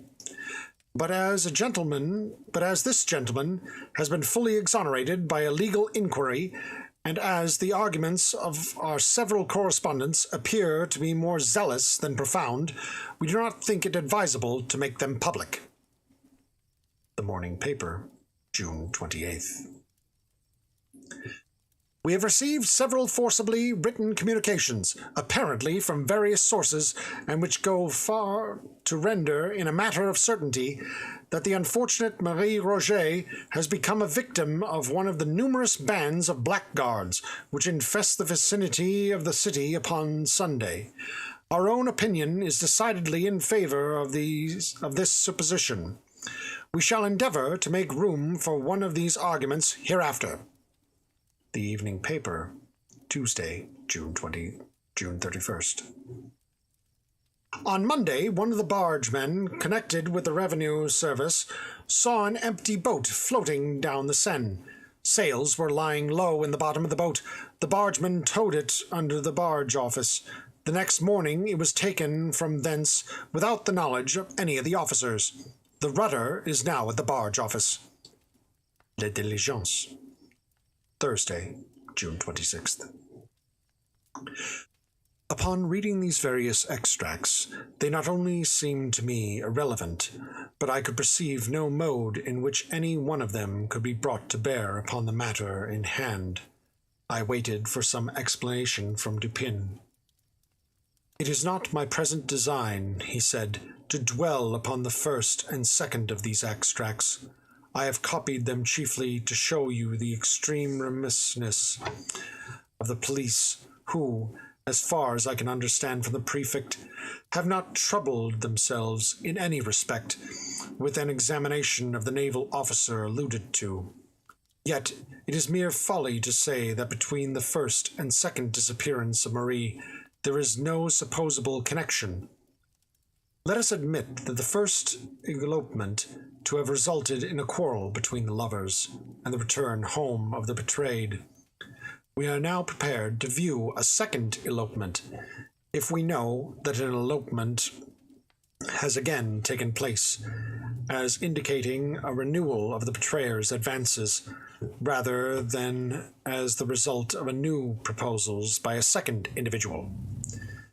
We are prepared to regard it as making up of the old amour, rather than as the commencement of a new one. the chances are 10 to 1 that he who had once eloped with Marie would again propose an elopement, rather than she to whom proposals of elopement have been made by one individual should have them made to her by another. And here let me call your attention to the fact that the time elapsing between the first ascertained and the second supposed elopement is a few months more than the general period of the cruises of our men of war. Had the lover been interrupted in his first villainy by the necessity of departure to sea, and had he seized the first moment of his return to renew the base designs not yet altogether accomplished, or not yet altogether accomplished by him, of all these things we know nothing. You will say, however, that in the second instance there was no elopement as imagined. Certainly not, but we are prepared to say that there was not the frustrated design. Beyond St. Eustache, and perhaps Beauvais, we find no recognized, no open, no honorable suitors of Marie. Of none other is there anything said. Who, then, is the secret lover of whom the relatives, at least most of them, know nothing, but whom Marie meets upon the morning of Sunday, and who is so deeply in her confidence that she hesitates not to remain with him until the shades of the evening descend, amid the solitary groves of the Barrière du Roule? Who is that secret lover, I ask, of whom at least most of the relatives know nothing? And what means the singular prophecy of Madame Roget on the morning of Marie's departure? I fear that I shall never see Marie again. But we cannot imagine Madame Roget privy to the design of elopement. May we not at least suppose this design entertained by the girl? Upon quitting home, she gave it to be understood that she was about to visit her aunt in the Rue des Drômes, and Saint Eustache was requested to call for her at dusk. Now, at first glance, this fact strongly militates against my suggestion, but let us reflect that she did meet some companion, and proceed with him across the river, reaching the Barrière du Roule at so late an hour as 3 o'clock in the afternoon, is known. But in consenting so to accompany this individual, for whatever purpose, to her mother known or unknown, she must have thought of her expressed intention when leaving home, and of the surprise and suspicion aroused in the bosom of her affianced suitor. Saint Eustache, when, calling for her at the hour appointed in the Rue des Drômes, he should find that she had not been there, and when, moreover, upon returning to the pension with his alarming intelligence, he should become aware of her continued absence from home. She must have thought of these things, I say. She must have foreseen the chagrin of Saint Eustache, the suspicion of all. She could not have thought of returning to brave the suspicion, but the suspicion becomes a point of trivial importance to her, if we suppose her not intending to return. We may imagine her thinking thus: I am to meet a certain person for the purpose of elopement, or for certain other purposes known only to myself. It is necessary that there be no change of interruption. There must be sufficient time given us to elude pursuit. I will give it to be understood that I shall visit and spend the day with my aunt at the Rue des Drômes. I will tell Saint Eustache not to call for me until dark. In this way, my absence from home for the longest possible period, without causing suspicion or anxiety, will be accounted for, and I shall gain more time than in any other manner. If I bid Saint Eustache call for me at dark, you will be sure not to call before.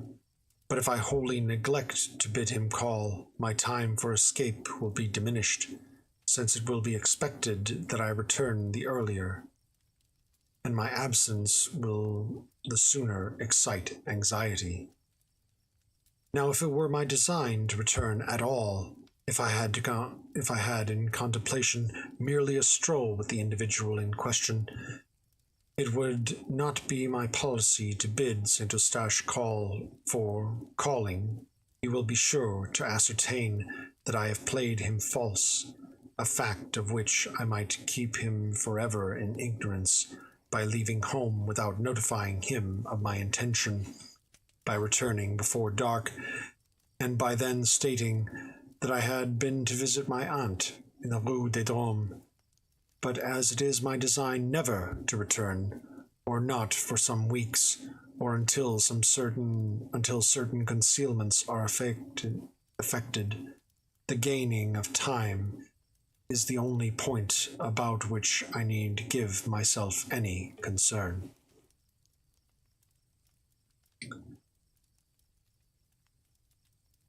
You have observed in your notes that the most general opinion in relation to this sad affair is, and was from the first, that the girl had been the victim of a gang of blackguards. Now, the popular opinion, under certain conditions, is not to be disregarded. When arising of itself, when manifesting itself in a strictly spontaneous manner, we should look upon it as analogous with that intuition which is the idiosyncrasy of the individual man of genius. In 99 cases from the 100, I will abide by its decision, but it is important that we find no palpable traces of suggestion. The opinion must be rigorously the public's own, and the distinction is often exceedingly difficult to perceive and to maintain. In the present instance, it appears to me that this public opinion, in respect to a gang, has been superinduced by the collateral event which is detailed in the third of my extracts. All Paris is excited by the discovered corpse of Marie, a girl young, beautiful, and notorious. This corpse is found bearing marks of violence and floating in the river, but it is now made known that, at the very period, or about the very period, in which it is supposed the girl was assassinated, an outrage similar in nature to that endured by the deceased, although less in extent, was perpetrated by a gang of young ruffians upon the person of a second young female. Is it wonderful that the one known atrocity should influence the popular judgment in regard to the other unknown? This judgment awaited direction, and the known outrage seemed so opportunely to afford it. Marie, too, was found in the river, and upon this very river was this known outrage committed. Connection of the two events had about it so much of the probable that the true wonder would have been a failure of the populace to appreciate and to seize it. But in fact, the one atrocity known to be so committed is, if anything, evidence that the other, committed at a time nearly coincident, was not so committed. It would have been a miracle indeed if, while a gang of ruffians were perpetrating at a given locality a most unheard of wrong, there should have been another similar gang in a similar locality, in the same city, under the same circumstances, with the same means and appliances, engaged in a wrong of precisely the same aspect, at precisely the same period of time. Yet in what, if not in this marvelous train of coincidence, does the accidentally suggested opinion of the populace call upon us to believe? Before proceeding further, let us consider the supposed scene of the assassination, in the thicket at the Barrière du Roule. This thicket, although dense, was in the close vicinity of a public road, within 3 or 4 large stones, forming a kind of seat, with a back and a footstool. On the upper stone was discovered a white petticoat, on the second a silk scarf, a parasol, gloves, and a pocket handkerchief were also here found. The handkerchief bore the name Marie Roget. Fragments of dress were seen on the branches around. The earth was trampled, the bushes were broken, and there was every evidence of a violent struggle. Notwithstanding the acclamation with which the discovery of this thicket was received by the press, and the unanimity with which it was supposed to indicate the precise scene of the outrage, it must be admitted that there was some very good reason for doubt. That it was the scene, I may or may not believe. But there was excellent reason for doubt.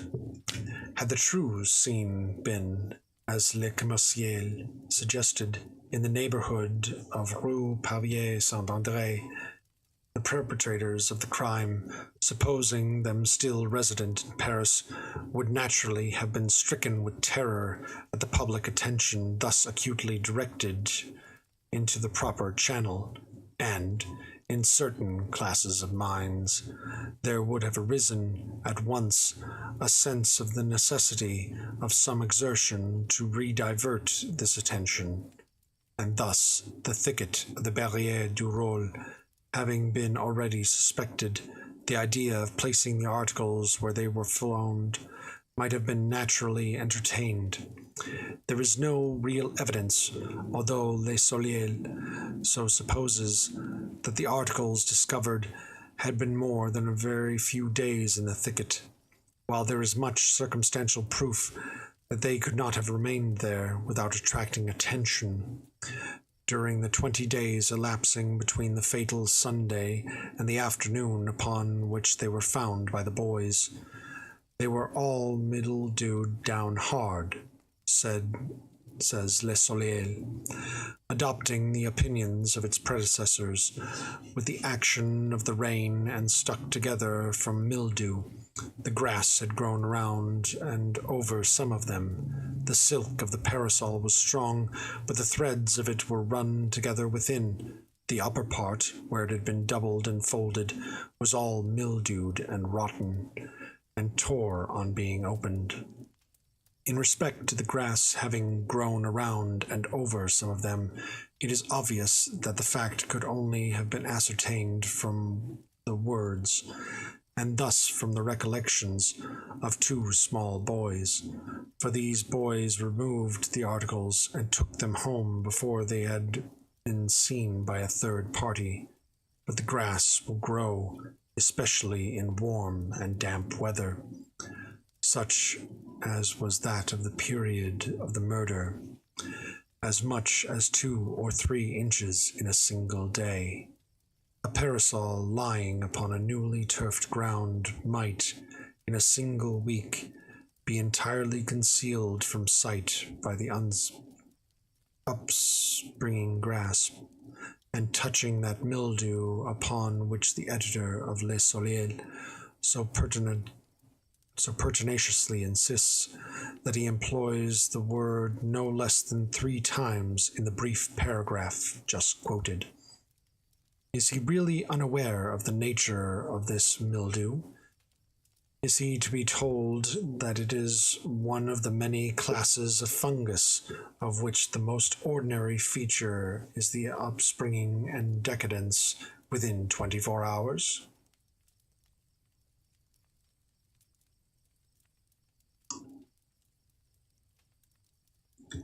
Thus we see, at a glance, what has been most triumphantly adduced in support of the idea that the articles had been, for at least 3 or 4 weeks, in the thicket, is most absurdly null as regards any evidence of the fact.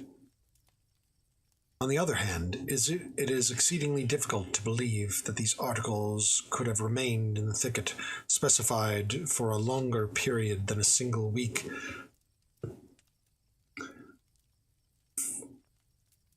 from one Sunday to the next. Those who know anything of the vicinity of Paris know the extreme difficulty of finding seclusion, unless at a great distance from its suburbs. Such a thing as an unexplored or even an unfrequently visited recess amid its woods or groves is not for a moment to be imagined. Let any one who, being at heart a lover of nature, is yet chained by duty to the dust and heat of this great metropolis, let any such one attempt, even during the weekdays, to slake his thirst for solitude amid the scenes of natural loveliness which immediately surround us. At every second step he will find the growing charm dispelled by the voice and personal intrusion of some ruffian or party of carousing blackguards. He will seek privacy amid the densest foliage, all in vain. Here are the very nooks where the unwashed most abound. Here are the temples most desecrate. With sickness of the heart, the wanderer will flee back to the polluted Paris as to a less odious, because less incongruous stink of pollution. But if the vicinity of the city is so beset during the working days of the week, how much more so on the Sabbath? It is now especially that released from the claims of labor, or deprived of the customary opportunities of crime, the town blackguard seeks the precincts of the town, not through love of the rural, which in his heart despises, but by the way of escape from the restraints and conventionalities of society. He desires less the fresh air and the green trees than the utter license of the country. Here at the roadside inn, or beneath the foliage of the woods, he indulges unchecked by any eye except those of his boon companions, in all the mad excess of a counterfeit hilarity, the joint offspring of liberty and rum. I say nothing more than what must be obvious to every dispassionate observer when I repeat that the circumstance of the articles in question having remained undiscovered for a longer period than from one Sunday to another in any thicket in the immediate neighborhood of Paris, it is to be looked upon as little less than miraculous. But there are not wanting other grounds for the suspicion that the articles were placed in the thicket with the view of diverting attention from the real scene of the outrage. And, first, let me direct your notice to the date of the discovery of the articles. Collate this with the date of the 5th extract made by myself from the newspapers. You will find that the discovery followed, almost immediately, the urgent communications sent to the evening paper. These communications, although various, and apparently from various sources, tended all to the same point, vis-à-vis the directing of attention to a gang as the perpetrators of the outrage, and to the neighborhood of the Barrière du Roule as its scene. Now, here, of course, the situation is not that, in consequence of these communications, or of the public attention by them directed, the articles were found by the boys, but the supposition might and may well have been that the articles were not before found by the boys, for the reason the articles had not before been in the thicket, having been deposited there only at so late a period as that the date, or shortly prior to the date of the communications, by the guilty authors of these communications themselves. This thicket was a singular and exceedingly singular one. It was unusually dense. Within its naturally walled enclosure were three extraordinary stones, forming a seat with a back and a footstool. And this thicket, so full of art, was in the immediate vicinity, within a few rods, of the dwelling of Madame du Luc, whose boys were in the habit of closely examining the shrubberies about them in search of the bark of the sassafras. Would it be a rash wager, a wager of 1,000 to 1, that a day never passed over the heads of these boys without finding at least one of them ensconced in the umbrageous hall and enthroned upon his natural throne? Those who wouldn't hesitate at such a wager have either never been boys themselves or have forgotten the boyish nature.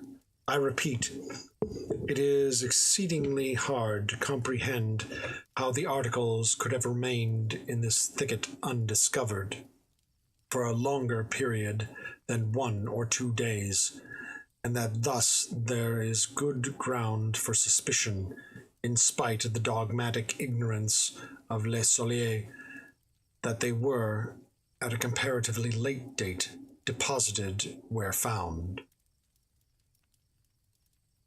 But there are still other and stronger reasons for believing them so deposited than any which I have as yet urged. And now let me beg your notice to the highly artificial arrangement of the articles. On the upper stone lay a white petticoat, on the second a silk scarf. Scattered around were a parasol, gloves, and a pocket handkerchief bearing the name Marie Roget. Here is such an arrangement as would naturally be made by a not over-acute person wishing to dispose the articles naturally, but it is by no means a really natural arrangement. I should rather have looked to see the things all lying on the ground and trampled underfoot in the narrow limits of that bower.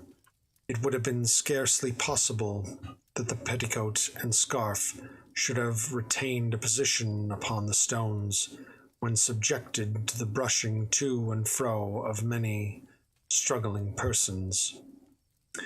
There was evidence, it is said, of a struggle, and the earth was trampled, the bushes were broken, but the petticoat and the scarf are found deposited as if upon shelves. The pieces of the frock torn out by the bushes were about 3 inches wide and 6 inches long. One part of the hem of the frock, and it had been mended. They looked like strips torn off. Here, inadvertently, Le Solier has employed an exceedingly suspicious phrase. The pieces, as described, do indeed look like strips torn off, but purposely and by hand. It is one of the rarest of accidents that a piece is torn off from any garment such as is now in question by the agency of a thorn. The very nature of such fabrics, a thorn or nail becoming tangled in them, tears them rectangularly, divides them into 2 longitudinal rents at right angles with each other, and meeting at an apex where the thorn enters. But it is scarcely possible to conceive the piece torn off. I never so knew it, nor did you. To tear a piece off from such fabric, 2 distinct forces in different directions will be, in almost every case, required.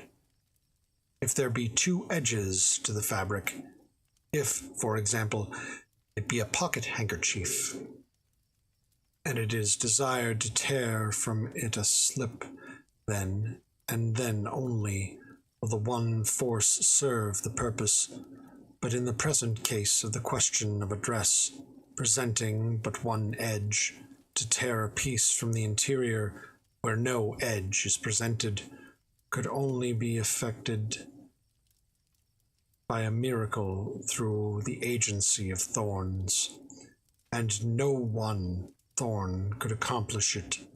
But even where an edge is presented, two thorns will be necessary, operating as the one in two distinct directions, and the other in one. And this in the supposition that the edge is unhemmed. If hemmed, the matter is nearly out of the question. We thus see the numerous and great obstacles in the way of pieces being torn off through the simple agency of thorns. Yet we are required to believe not only that one piece, but that many have been so torn. And one part too was the hem of the frock. Another piece was part of the skirt, not the hem, that is to say, was torn completely out, through the agency of thorns, from the unedged interior of the dress. These, I say, are things which one may well be pardoned for disbelieving, yet, taken collectedly, they form, perhaps, of less of reasonable ground for suspicion than one startling circumstance of the articles having been left in this thicket at all, by any murderers who had enough precaution to think of removing the corpse. You will not have apprehended me rightly, however, if you do not suppose it my design to deny this thicket as the scene of the outrage. There might have been a wrong here, or more possibly an accident at Madame de Lux's, but, in fact, this is a point of minor importance. We are not engaged in an attempt to discover the scene, but to produce perpetrators of the murder. What I have adduced, notwithstanding the minuteness with which I have adduced it, has been with the view, first, to show the folly of the positive and headlong assertions of Le Solier, but secondly, and chiefly, to bring you, by the most natural route, to a further contemplation of the doubt whether this assassination has, or has not, been the work of a gang. We will resume the question by mere allusion to the revolting details of the surgeon examined at the inquest. It is only necessary to say that his published inferences in regard to the number of the ruffians have been properly ridiculed as unjust and totally baseless by all the reputable anatomists of Paris. Not that the matter might not have been inferred, but that there was no ground for inference. Was there not much for another? Let us reflect now upon the traces of a struggle, and let me ask what these traces have been supposed to demonstrate. A gang. But do they not rather demonstrate the absence of a gang? What struggle could have taken place? What struggle so violent and so enduring as to have left its traces in all directions, between a weak and defenseless girl and the gang of ruffians imagined? The silent grasp of a few rough arms, and all would have been over. The victim must have been absolutely passive at their will. You will bear in mind the arguments urged against the thicket as the scene are applicable in chief part only against it as the scene of an outrage committed by more than a single individual.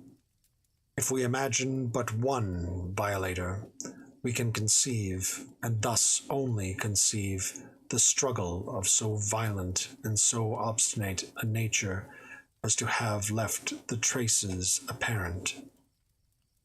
And again, I have already mentioned the suspicion to be excited by the fact that the articles in question were, suffered to remain at all in the thicket, where discovered.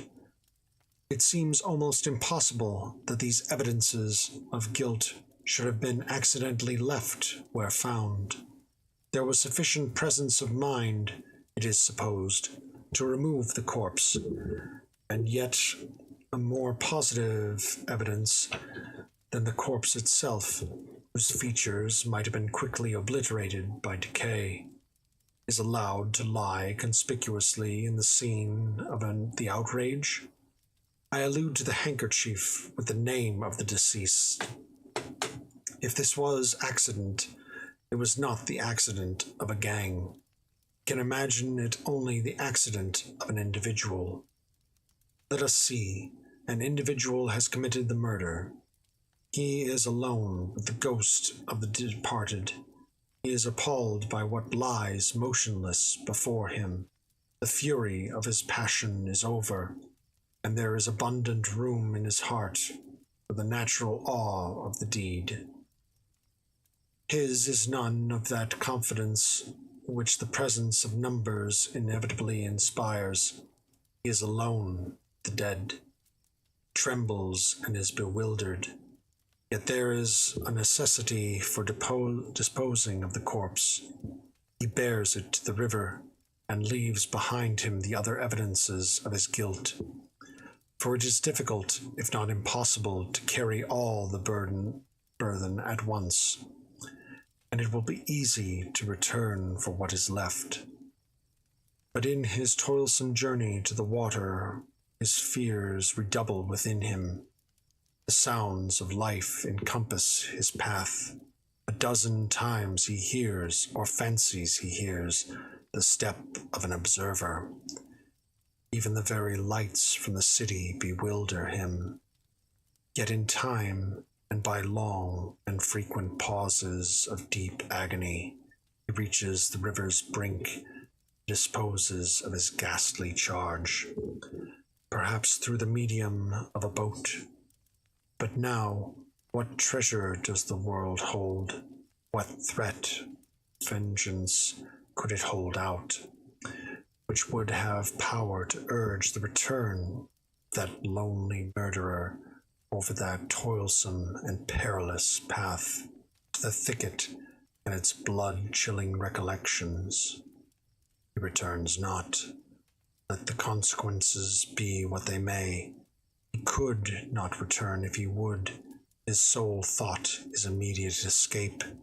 He turns his back forever upon those dreadful shrubberies and flees as from the wrath to come. But how with a gang? Their number would have inspired them with confidence, if indeed confidence is ever wanting in the breast of the errant blackguard. The errant blackguards alone of the supposed gangs ever constituted. Their number, I say, would have prevented the bewildering and unreasoning terror which I have imagined to paralyze the single man. Could we suppose an oversight in one, or two, or three, this oversight would have been remedied by a fourth. They would have left nothing behind them, for their number would have enabled them to carry all at once. There would have been no need to return. Consider now the circumstance that, in the outer garment of the corpse, one found a slip about a foot wide had been torn upward from the bottom hem to the waist, wound 3 times around the waist, and secured by a sort of hitch in the back. This was done with the obvious design of affording a handle by which to carry the body. But would any number of men have dreamed of resorting to such an expedient? To 3 or 4, the limbs of the corpse would have afforded not only a sufficient, but the best possible hold. The device is that of a single individual, and this brings us to the fact that between the thicket and the river the rails of the fences were found taken down, and the ground bore evident traces of some heavy burden being dragged along it. but would a number of men have put themselves to the superfluous trouble of taking down a fence for the purpose of dragging through it a corpse which they might have lifted over any fence in an instant? Would a number of men have so dragged a corpse at all as to have left evident traces of the dragging? And here we must refer to an observation of Le Commerciel, an observation upon which I have already, in some measure, commented. A piece, says the journal, of one of the unfortunate girl's petticoats was torn out and tied under her chin and around the back of her head, probably to prevent screams. This was done by fellows who had no pocket handkerchiefs. I have before suggested that a genuine blackguard is never without a pocket handkerchief, but it is not to this fact that I now especially advert. That it was not through want of a handkerchief for the purpose imagined by Le Commerciel that this bandage was employed, is rendered apparent by the handkerchief left in the thicket, and that the object was not to prevent screams appears also from the bandage having been employed in preference to what would so much better have answered the purpose. But the language of the evidence speaks of the strip in question as found around the neck, fitting loosely and secured with a hard knot. These words are sufficiently vague, but differ materially from those of Le Commerciel. The slip was 18 inches wide, and therefore, although of muslin, would form a strong band when folded or rumpled longitudinally, and thus rumpled it was discovered. My inference is this: the solitary murderer, having borne the corpse for some distance, whether from the thicket or elsewhere, by means of the bandage hitched around his middle, found the weight in this mode of procedure too much for his strength, resolved to drag the burthen. The evidence goes to show it was dragged. With this object in view, it became necessary to attach something like a rope to one of the extremities. It could be best attached about the neck, where the head would prevent its slipping off. And now the murderer bethought him unquestionably of the bandage about the loins. He would have used this, but for his volution about the corpse, the hitch which embarrassed it, and the reflection that it had not been torn off from the garment, it was easier to tear a new slip from the petticoat. He tore it, made it fast about the neck, and so dragged his victim to the brink of the river. That this bandage, only attainable with trouble and delay, and but imperfectly answering its purpose, that this bandage was employed at all, demonstrates that the necessity for its employment sprang from circumstances arising at a period when the handkerchief was no longer attainable. That is to say, arising, as we have imagined, after quitting the thicket, if the thicket it was, and on the road between the thicket and the river. But the evidence, you will say, of Madame de Luc points especially to the presence of a gang in the vicinity of the thicket, at or about the epoch of the murder. This I grant. I doubt if there were not a dozen gangs, such as described by Madame de Luc, in and about the vicinity of the Barrière de Loul, at or about the period of this tragedy. But the gang which has drawn upon itself the pointed animadversion, although the somewhat tardy and very suspicious evidence of Madame de Luc, is the only gang which is represented by that honest and scrupulous old lady as having eaten her cakes and swallowed her brandy without putting themselves to the trouble of making her payment. et hinc illasere errare. But what is the precise evidence of Madame de Luc?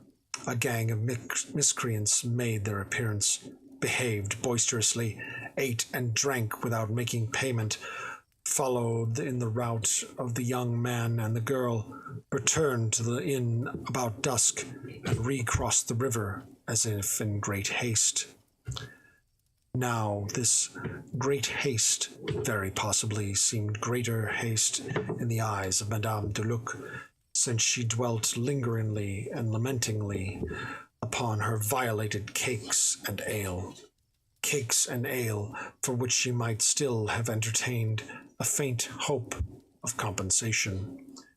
Why, otherwise, since it was about dusk, should she make a point of the haste?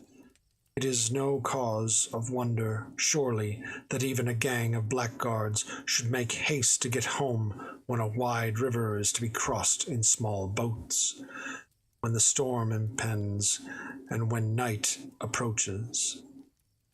I say approaches, for the night had not yet arrived. It was only about dusk that the incident haste of these miscreants offended the sober eyes of Madame de Luc. But we are told that it was upon this very evening that Madame de Luc, as well as her eldest son, heard the screams of a female in the vicinity of the inn.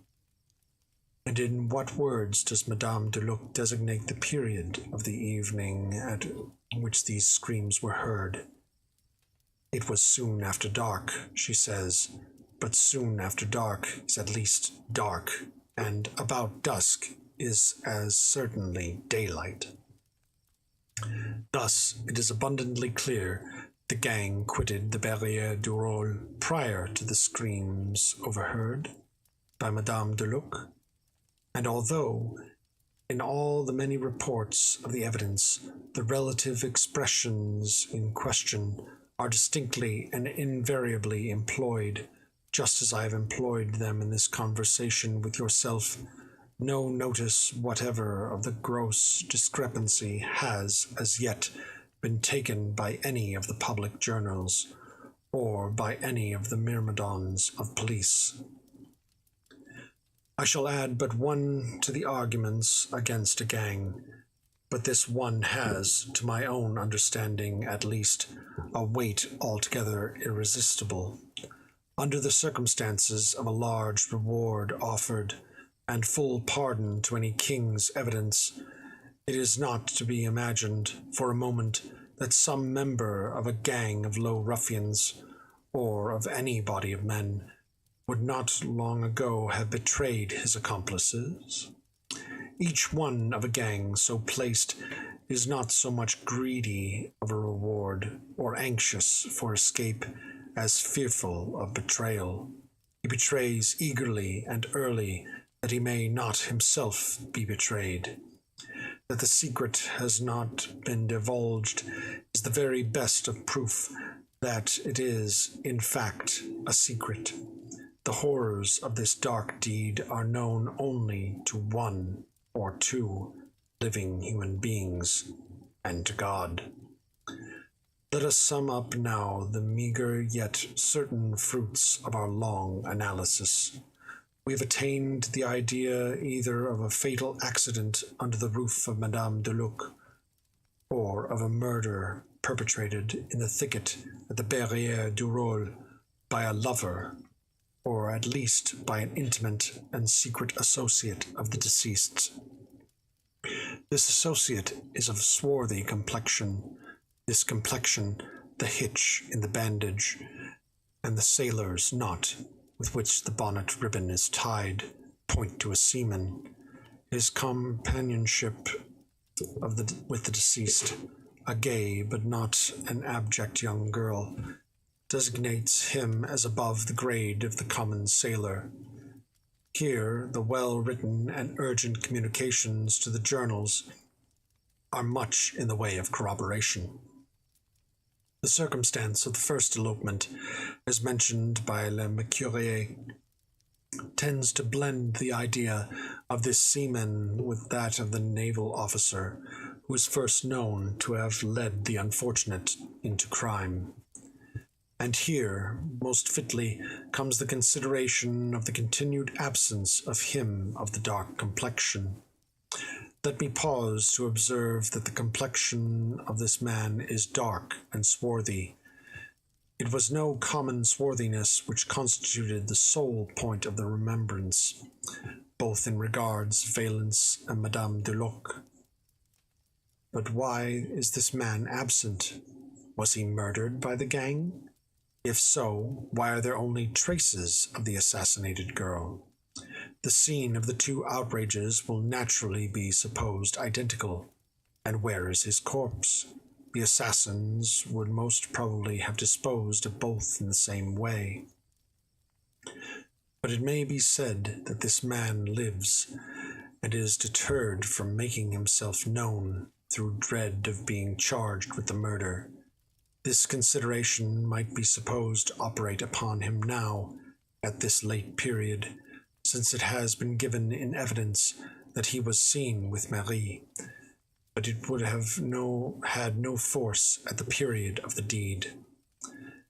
The first impulse of an innocent man would have been to announce the outrage and to aid in identifying the ruffians.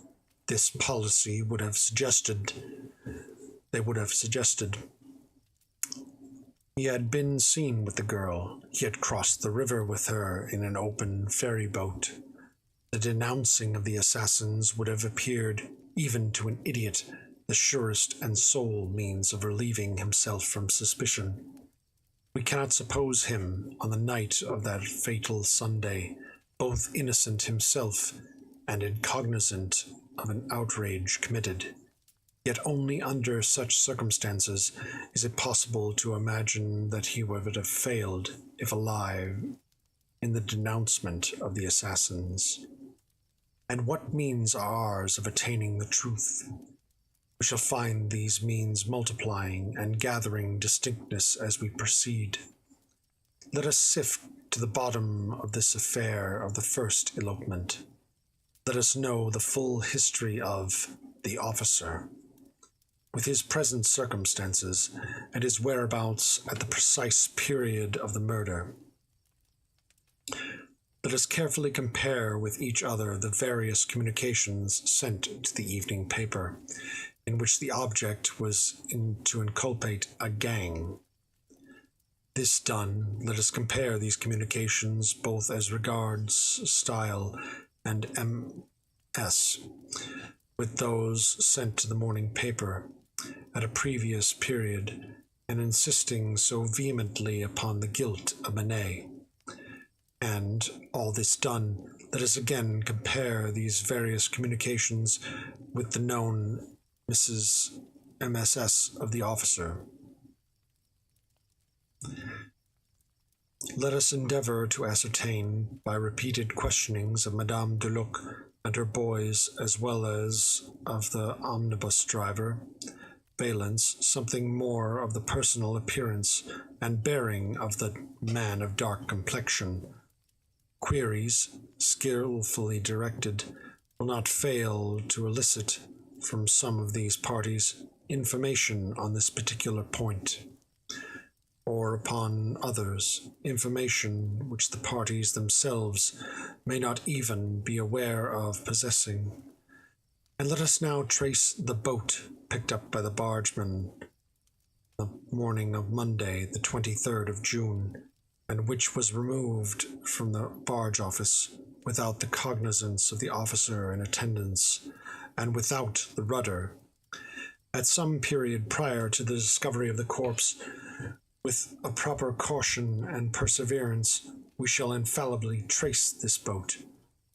For not only can the bargeman who picked it up identify it, but the rudder is at hand. The rudder of a sailboat would not have been abandoned without inquiry by one altogether at ease in heart. And here let me pause to insinuate a question. There was no advertisement of the picking up of this boat. It was silently taken to the barge office, and is silently removed. But its owner or employer now happened he, at so early a period as Tuesday morning, to be informed without the agency of advertisement of the locality of the boat taken up on Monday.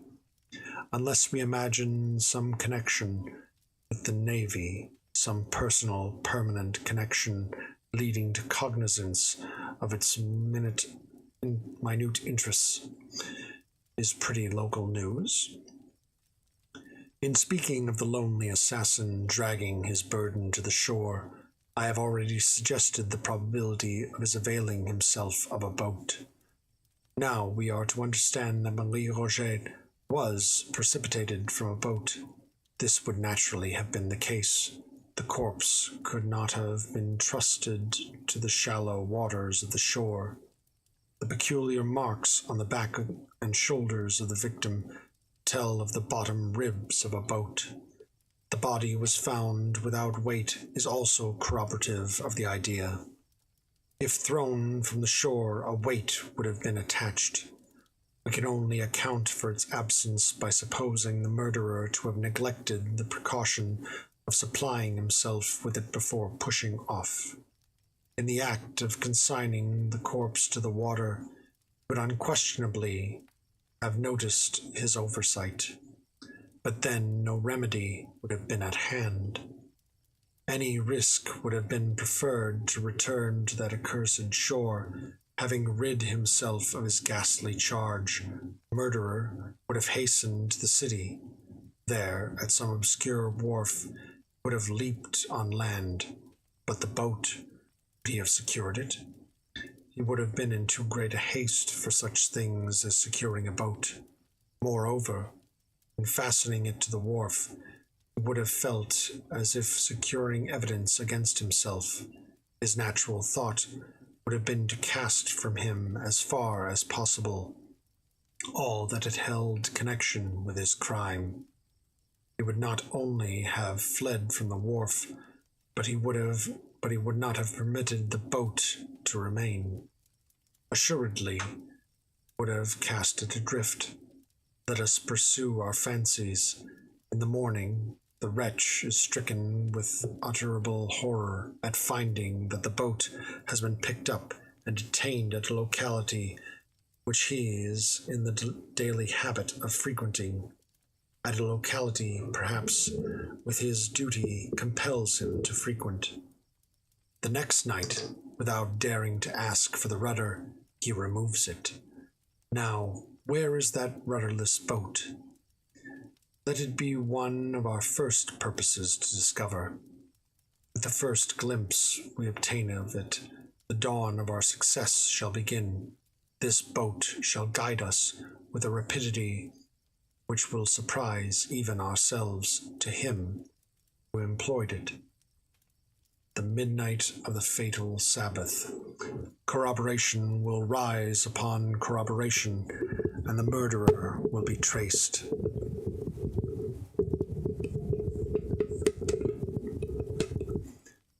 For reasons which we shall not specify, but which many readers will appear obvious, we have taken the liberty of here omitting from the MSS placed in our hands such portion as details the following up of the apparently slight clue obtained by Dupin. We feel it advisable only to state in brief that the result desired was brought to pass, and that the prefect fulfilled punctually, although with reluctance, the terms of his compact with the Chevalier. Mr. Poe's article concludes with the following words. It will be understood that I speak of coincidences and no more. What I have said above upon this topic must suffice. In my own heart there dwells no faith in praeternature, that nature and its God are two. No man who thinks will deny that the latter, creating the former, can at will control or modify it, is also unquestionable. I say at will, for the question is of will, and not, as the insanity of logic has assumed. Of power, it is not that the deity cannot modify his laws, but that we insult him in imagining a possible necessity for modification. In their origin of these laws were fashioned to embrace all contingencies which could lie in the future. With God, all is now. I repeat, then, that I speak of these things only as of coincidences, and further, in what I related, will be seen that between the fate of the unhappy Mary Cecilia Rogers, so far as that fate is known, and the fate of one Marie Roget, up to a certain epoch in her history, there has existed a parallel in the contemplation of whose wonderful exactitude the reason becomes embarrassed. I say all this will be seen, but let it not for a moment be supposed that, in proceeding with the sad narrative of Marie from the epoch just mentioned, and in tracing to its denouncement the mystery which enshrouded her, it is my covert design to hint at an extension of the parallel, or even to suggest the measures adopted in Paris for the discovery of the assassin of a grisette, or measures founded in any similar ratiocination would produce any similar result. For, in respect to the latter branch of the supposition, it should be considered that the most trifling variation in the facts of the two cases might give rise to the most important miscalculations. By diverting thoroughly the two courses of events, very much as in arithmetic, in error which, in its own individuality, may be inoperable produces at length, by dint of multiplication at all points of the process, a result enormously at variance with truth. And in regard to the former branch, we must not fail to hold in view that the very calculus of probabilities to which I have referred forbids all idea of the extension of the parallel, forbids it with a positiveness strong and decided just in proportion as this parallel has already been long drawn and exact. This is one of those anomalous propositions which, seemingly appearing to thought altogether apart from the mathematical, is yet one which only the mathematician can fully entertain. Nothing, for example, is more difficult than to convince the merely general reader that the fact of sixes having been thrown twice in succession by a player at dice is sufficient cause for betting the largest odds that sixes will not be thrown in the third attempt. A suggestion to this effect is usually rejected by the intellect at once. It does not appear that these two throws, which have been completed, and which lie now absolutely in the past, can have influence upon the throw which exists only in the future. The chance for throwing sixes seems to be precisely as it was at any ordinary time, that is to say, subject only to the influence of the various other throws which may be made by the dice. And this is a reflection which appears so exceedingly obvious that attempts to controvert it are received more frequently with a derisive smile than with anything like respectful attention. The error here involved, a gross error redolent of mischief, I cannot pretend to expose within the limits assigned me at present, and with the philosophical it needs no exposure. It may be sufficient here to say that it forms one of an infinite series of mistakes which arise in the path of reason through her propensity for seeking truth in denial. Thus ends the mystery of Marie Roget.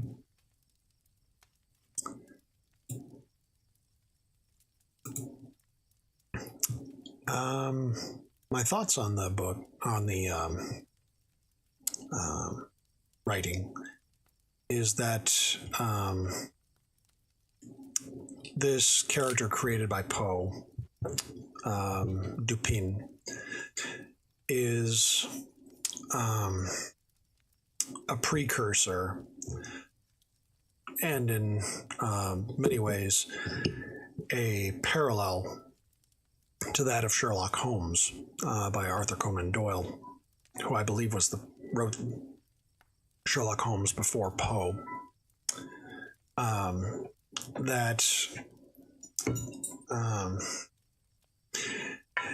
He tends to get very analytical about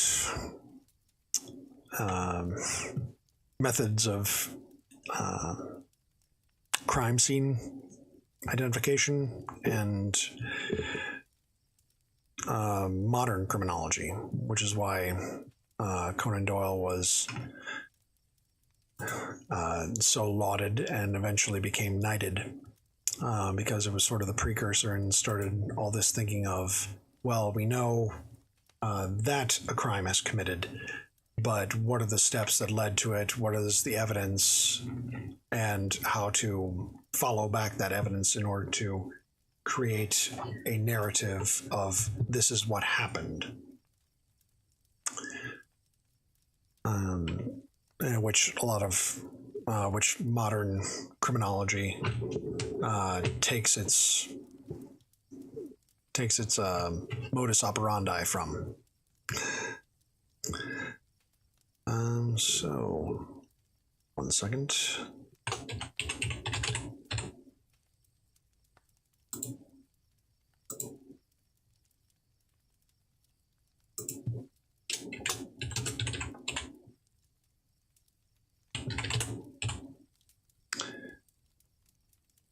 All right, let's set that color to something else.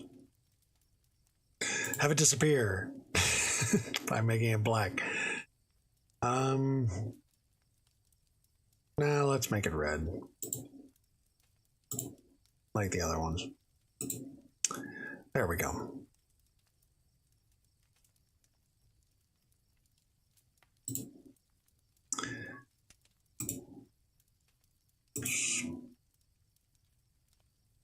Go. There we are.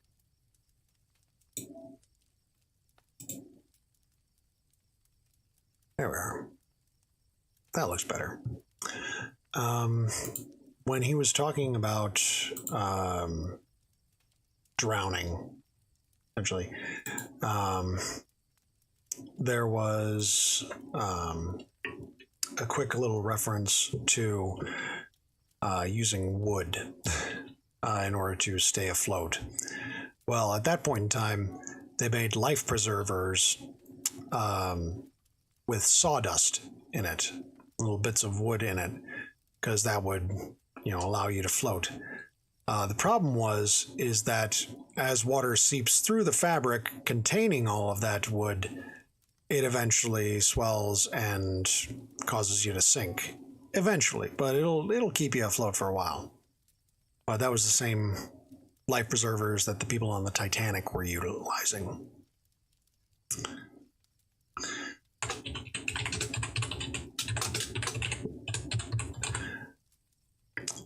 Poe tends to, as we noticed in these earlier ones, other stories, before he gets into horror, is that they're very autistic in detail, which is why I believe that Poe had a touch of the tism.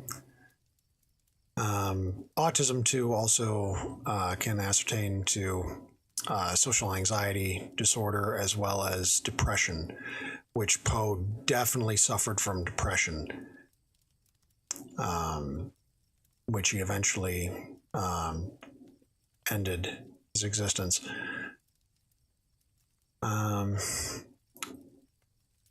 So,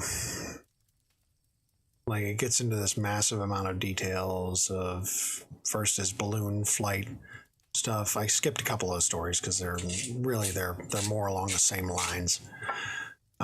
Before I get into horror, which will probably be next week. So it's like that's kind of my take on it. But I liked it. It was kind of analytical, and it went through all the steps and arrived at a conclusion, to which her, I believe, her affianced drank laudanum at the same place effectively where the incident occurred, because he was distraught over her possibly leaving him, as well as her demise. Whereas the perpetrator of the crime was so incensed as to not be found, but is probably that sailor. At least that's what I think of over reviewing it. I may have missed it entirely, and it was actually her affianced that was the perpetrator. But let me know. What do y'all think? In the comments. So, with that, I am going to eat some dinner. I want to thank y'all for coming out, but we are going to find somebody to raid.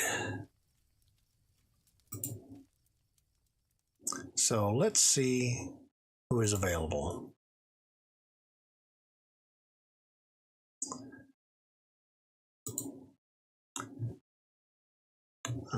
Someone I'm following.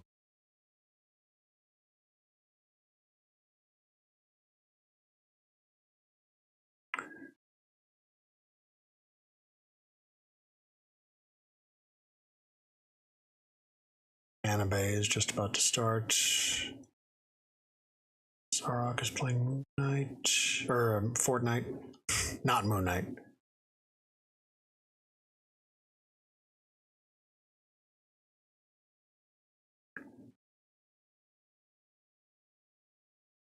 We rank your Hear Me Out choices with Volpixie. That's Giwi. Let's see if we can raid into them.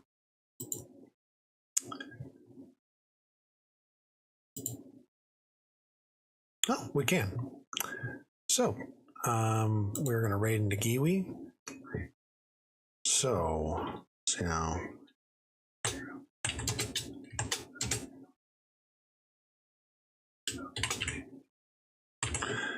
That is on the Twitch side. Oh, shoot. I did that wrong.